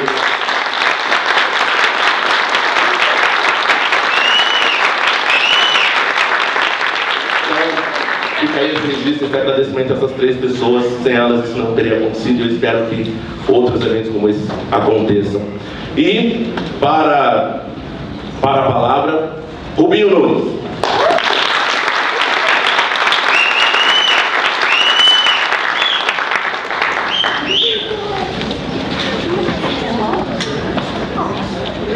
Mais uma vez, boa tarde a todos. Sabe que eu estava ali à mesa, e até agora vocês devem ter ouvido com a voz estridente do Adriles, ele me dizia sem sorrir. O assunto é e eu sério. tenho esse hábito de, mesmo em assuntos sérios, eu estou sempre dando risada. É uma característica minha. Mesmo em momentos de tensão, eu acabo levando tudo para o riso. Só que eu acho que a nossa culpa parte daí, do riso. A minha culpa parte justamente disso. Porque enquanto nós entregamos risadas, debates, argumentos, eles nos entregam chutes, socos e tiros. Enquanto nós tentamos entregar fatos, eles entregam agressões. Eu tenho certeza que todos aqui viram, na última semana, pelo menos um vídeo de alguém apanhando, sendo agredido ou expulso aos berros por algum esquerdista animalesco. Na melhor das hipóteses, berrando recua, fascista, recua. Isso faz parte de um método. Eu vejo aqui na mesa o Douglas e o Malcolm têm o hábito de ouvir isso pelo menos semanalmente. Eu acho que faz parte do mantra semanal deles. Só que isso faz parte do método que eles tentam aplicar contra nós a todo tempo. Não adianta discutir com quem está disposto a nos matar. A gente pode mudar a opinião de 100 filósofos com um fato, mas nós não mudamos a opinião de um esquerdista com 100 fatos. Porque eles não ligam para os fatos, não ligam para os elementos e não ligam muito menos para nós. A metodologia que eles implementam é a de nos desumanizar, de nos coisificar. É exatamente a metodologia que os nazistas implementavam contra os judeus na Alemanha nazista. Eles fazem isso para quê? Para que o nosso sangue, a nossa morte, se torne algo completamente objetificado, sem sentido. Mataram Charlie Kirk. E na última semana, uma vereadora de Araraquara fazia piada com uma moça da novela que morreu, vai morrer, alguma coisa do gênero. Esse é o tipo de esculhambação que eles fazem contra nós. A minha fala hoje é uma homenagem ao legado do Charlie Kirk, mas é um pedido a cada um de vocês. Eu acho que está na hora de dar um basta no método que nós implementamos. Está na hora de dar um basta de continuar apanhando enquanto nos espancam. Está na hora de dar um basta em aceitar ser esculachado por uma esquerda emburrecida que insiste em nos coisificar e nos colocar na escória da humanidade. Eles atacam nossas famílias, atacam os nossos filhos, atacam as mães grávidas, atacam os nossos valores, atacam os nossos conceitos e simplesmente nos rotulam como fascistas, para que com isso eles possam nos matar quando bem entender. Falta arma para que nos dê o tiro. Na falta da arma, dão pedradas. Tacam flechas, tacam pedras, dão socos, chutes. E nada, absolutamente nada, acontece com eles. Não importa a atrocidade, a barbaridade que seja feita, nada acontece. Eu passei ao longo dos últimos anos fazendo comparações com todas as atrocidades que eles fazem. Eu tenho certeza que todo mundo viu uma figurinha comparando o Boulos e as suas infindáveis invasões e depredações com os presos políticos do dia 8 de janeiro. Não muda nada. Não muda nada porque eles não ligam para nossas opiniões, não ligam para os fatos e, sinceramente, o sistema não liga para o que a gente faça. A nossa função é incomodar. A nossa função é romper o que tem hoje como sistema. A nossa função é destruir o modelo socialista que eles implementam ao longo de mais de duas décadas no Brasil, e nós nos curvamos porque nós entendemos que nós vamos resolver pelo argumento. Nós vamos resolver nas urnas. Só que não dá para nos curvar e aceitar que sejamos rotulados. Existe uma coisa que acontece aqui na Câmara, que é o ambiente que eu participo, que me incomoda profundamente. Nós vamos fazer um debate sobre qualquer assunto. Aí aparece um infeliz de um esquerdista para dizer que você não pode debater aquilo por conta de outro fato. Ah, mas você está falando disso, mas tem alguém passando fome em outro lugar. Ah, mas você está falando disso, mas fulano fez tal coisa. Não, nós não temos que nos curvar ou prestar qualquer tipo de continência, porque pelo que a esquerda entende como necessário ser debatido. A narrativa é aquela que nós impomos. O debate é aquele que nós colocamos. Os argumentos e os fatos são aqueles que nós carregamos. Nós vivemos hoje, como já foi dito, uma guerra de narrativa, uma guerra cultural, uma guerra espiritual, mas principalmente uma guerra pela próxima geração. Nós olhamos os jovens hoje, é revoltante, é frustrante. São jovens que não sabem escrever, são jovens que não sabem interpretar um texto, que não conseguem interpretar uma frase. Às vezes você vai conversar com a pessoa e você tem que desenhar o que você está dizendo, porque há uma falta de capacidade intelectual para entender o que o outro diz. porque não estão acostumados a debater. É simplesmente o discurso que é imposto pelo sistema, que é reproduzido por animais que não têm capacidade intelectiva e saem vociferando isso como se fosse verdade. Normalmente eles usam um bonezinho vermelho do MST e uma camisa do Che Guevara. É o estereótipo padrão de um idiota assassino que insiste em nos atacar diuturnamente.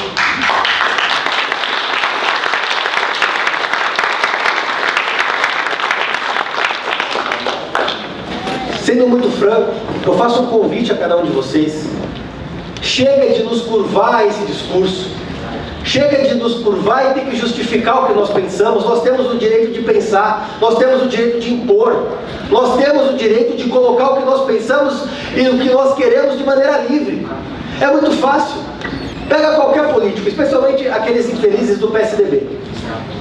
O problema é a polarização. Desculpa, eu adoro a polarização. A polarização é o que nos deu voz.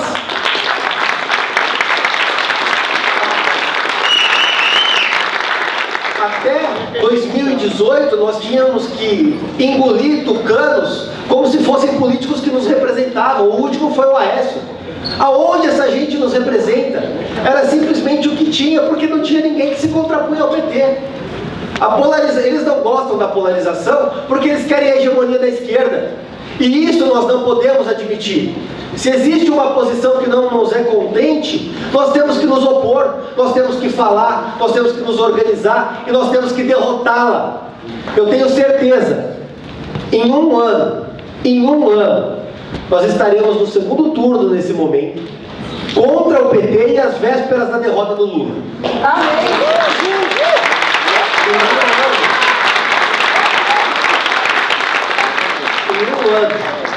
Nós estaremos contando os dias para tirar o PT do poder de uma vez por todas, mas para colocar uma derrota no discurso e na narrativa da esquerda.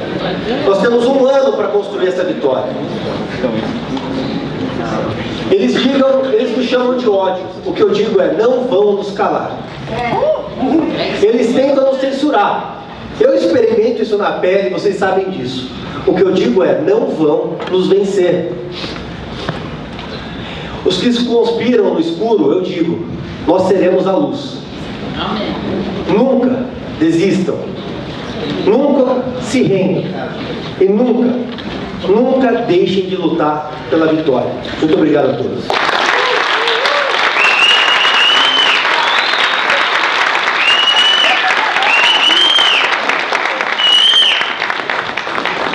Ação, pessoal, ação. Acho que essa é a palavra, ação, é isso mesmo. Coragem. Legal. Galera, agora, nossa última oradora, aguardada aqui também por todos nós. É com muita honra que eu apresento a todos vocês, Ana Campanholo.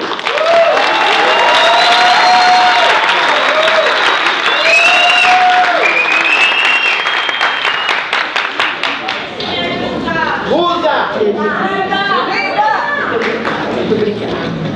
Pessoal, que alegria estar aqui com vocês. Uma pena, na verdade, que eu fiquei perto do Adriles ali na cadeira. Tudo ele fala alto, né? Eu fui contar um segredo pra ele e já fiquei feliz. Mas olha, que bonito ver essa casa cheia. Esse também é o efeito do Charlie Kirk.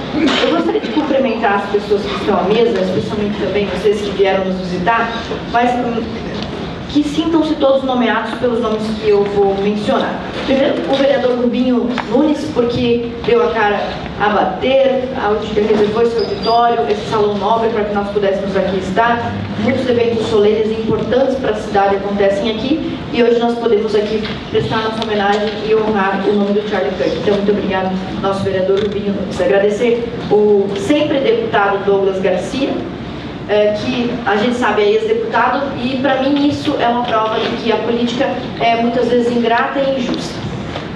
Sempre fui amiga do Douglas Garcia, quando eu era sempre fui deputado estadual, enquanto ele foi deputado estadual aqui. Nós estaduais às vezes fomos abandonados, ninguém liga pra gente, só querem saber dos federais. Mas você fazia um trabalho muito lindo aqui, que merecia mesmo ter sido reconduzido, ter sido reeleito. Mas, infelizmente, não só a política, mas também os partidos e, muitas vezes, até a organização que a gente faz e os sonhos que a gente tem não são recompensados na política de forma injusta. E esse é o teu caso, Douglas. Eu espero que você seja reconduzido em breve.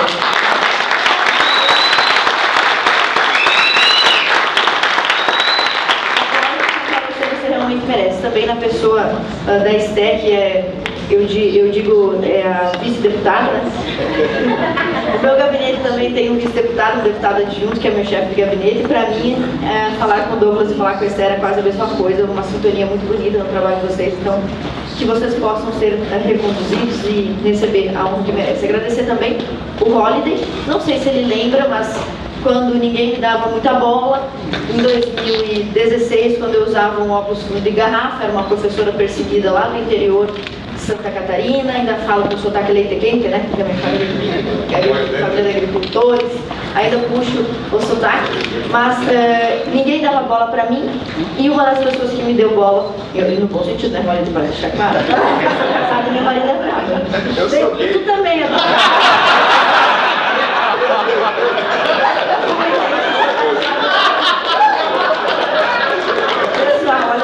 Eu falei assim, uma das pessoas que me deu bola foi o Holiday, e uma deles eu também. Dois pra você balear. Dois pra você balear de brincadeira. Pois bem, olha só, meninas. O Holiday me deu atenção, me deu voz quando ninguém me dava voz. Então, muito obrigada. O vídeo que você compartilhou meu, falando sobre perseguição e doutrinação na universidade, chegou a 4 milhões de acessos, isso em 2016.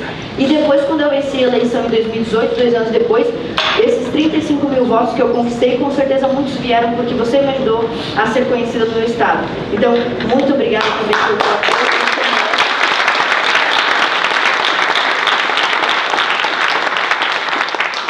Vocês têm um time muito legal aqui nessa mesa, um time valioso, então eu só tenho gratidão para deixar e também, principalmente por esse convite, que honra poder falar um pouco sobre Charlie Kirk, alguém que professava a mesma fé que nós, a mesma que a minha, não a mesma que o Adri, só para deixar claro. Cumprimentar também Josias Teófilo, que é cineasta e ocupou um espaço muito importante que a direita precisa ocupar mais, que é o espaço de produzir cultura, não só com um trabalho como o dele, que é o trabalho de ser o cineasta, de ser o diretor, de ter as ideias, mas também o trabalho administrativo que nós precisamos ocupar. Pessoas para escrever os projetos, para apresentar os editais, para buscar recurso público, sim, também, porque não, da Lei Rouanet, de outras plataformas de incentivo, inclusive de emendas parlamentares que podem vir para associações culturais, para que nós, conservadores, possamos ter as nossas apresentações de Páscoa, de Natal, as nossas festividades. Nós temos que ocupar as datas, por exemplo, dia 20 de novembro, nós temos que falar de Santo Edmundus, nós temos que falar dos santos, grandes santos, que marcam a história do Brasil, ainda que eu não seja católica, sou evangélica, mas que fazem parte da nossa história, e nós temos que apresentar peças, nós temos que produzir música de qualidade, literatura de qualidade, e o Josias Teófilo representa essa verve cultural que nós temos que ter. O Tiago Cortez, também, se não me falha a memória, das humanidades, não é? É um espaço difícil de ocupar, bem diria o Charlie Kirk, que na verdade foi assassinado por tentar quebrar a hegemonia que a esquerda ocupa nas ciências humanas. E parabéns então, Tiago, por ocupar esse espaço. Quero cumprimentar o meu amigo também, Paulo Cobos, economista e filósofo, diferente do Adriles, que me deu bola. O Paulo Cobos nunca me deu bola. Por causa de mais antes, né? Nós éramos jovens, me desprezava, mas hoje eu acho que você me dá mais atenção, né, Paulo? O Paulo que é economista e filósofo, tem 2 graduações e que é um ativista também da liberdade de expressão, todo mundo sabe disso. Parabéns pelo que você tem feito. O Adriles Jorge, que eu vou falar só porque é o protocolo. O Adriles Jorge, que é o nosso ex-BBB, para mostrar que a direita não é feita só de pessoas inteligentes.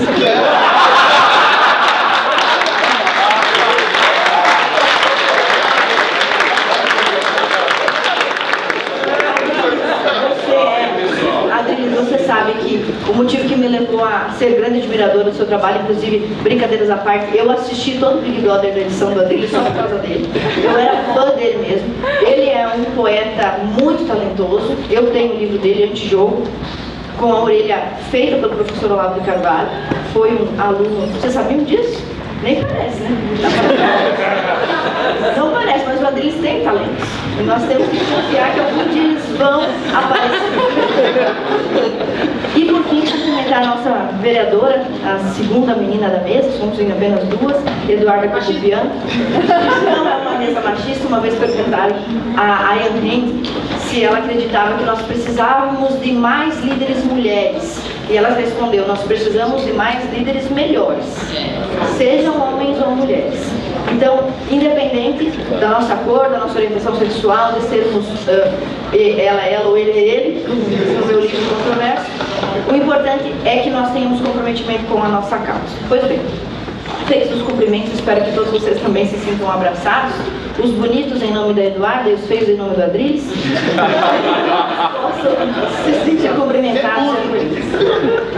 Pois bem, agora vamos falar sério, porque o assunto também é bastante sério. Eu sou uma mulher que representa os conservadores em um estado com o nome de mulher. O único estado com o nome de mulher do nosso país é Santa Catarina. O primeiro melhor, o São Paulo é só o segundo melhor estado. E Santa Catarina tem esse nome por causa de Santa Catarina de Alexandria, que, coincidência ou não, foi uma mártir, hoje considerada padroeira dos estudantes e dos filósofos. E por que ela foi martirizada? Por que ela foi executada? Ela era uma moça muito jovem, muito bonita e que se converteu ao cristianismo e começou a pregar o evangelho lá no século 3 depois de Cristo. Ela foi executada em 305 depois de Cristo. Então, essa menina, muito jovem, mais jovem do que a Eduarda, muito bonita, mais bonita que a Adrilles, essa menina, ela foi muito dedicada em enfrentar inclusive agentes do Estado. O imperador a perseguiu, mandou sábios e intelectuais, digamos assim, a turma do Elo é Elo, né? A turma trans-woke, para discutir com Santa Catarina de Alexandria, e ela se saiu tão bem no debate que convenceu muitos daqueles que estavam ali justamente para persegui-la e para difamá-la, mas por fim sofreu a ira do Estado, foi martirizada, foi executada. É por causa dela que Santa Catarina tem esse nome. Então, nós somos um Estado muito abençoado, um Estado bastante conservador, que nunca foi governado por um petista, que nunca foi governado por um esquerdista de extrema esquerda, e por isso que também é um Estado tão próspero e tão bom.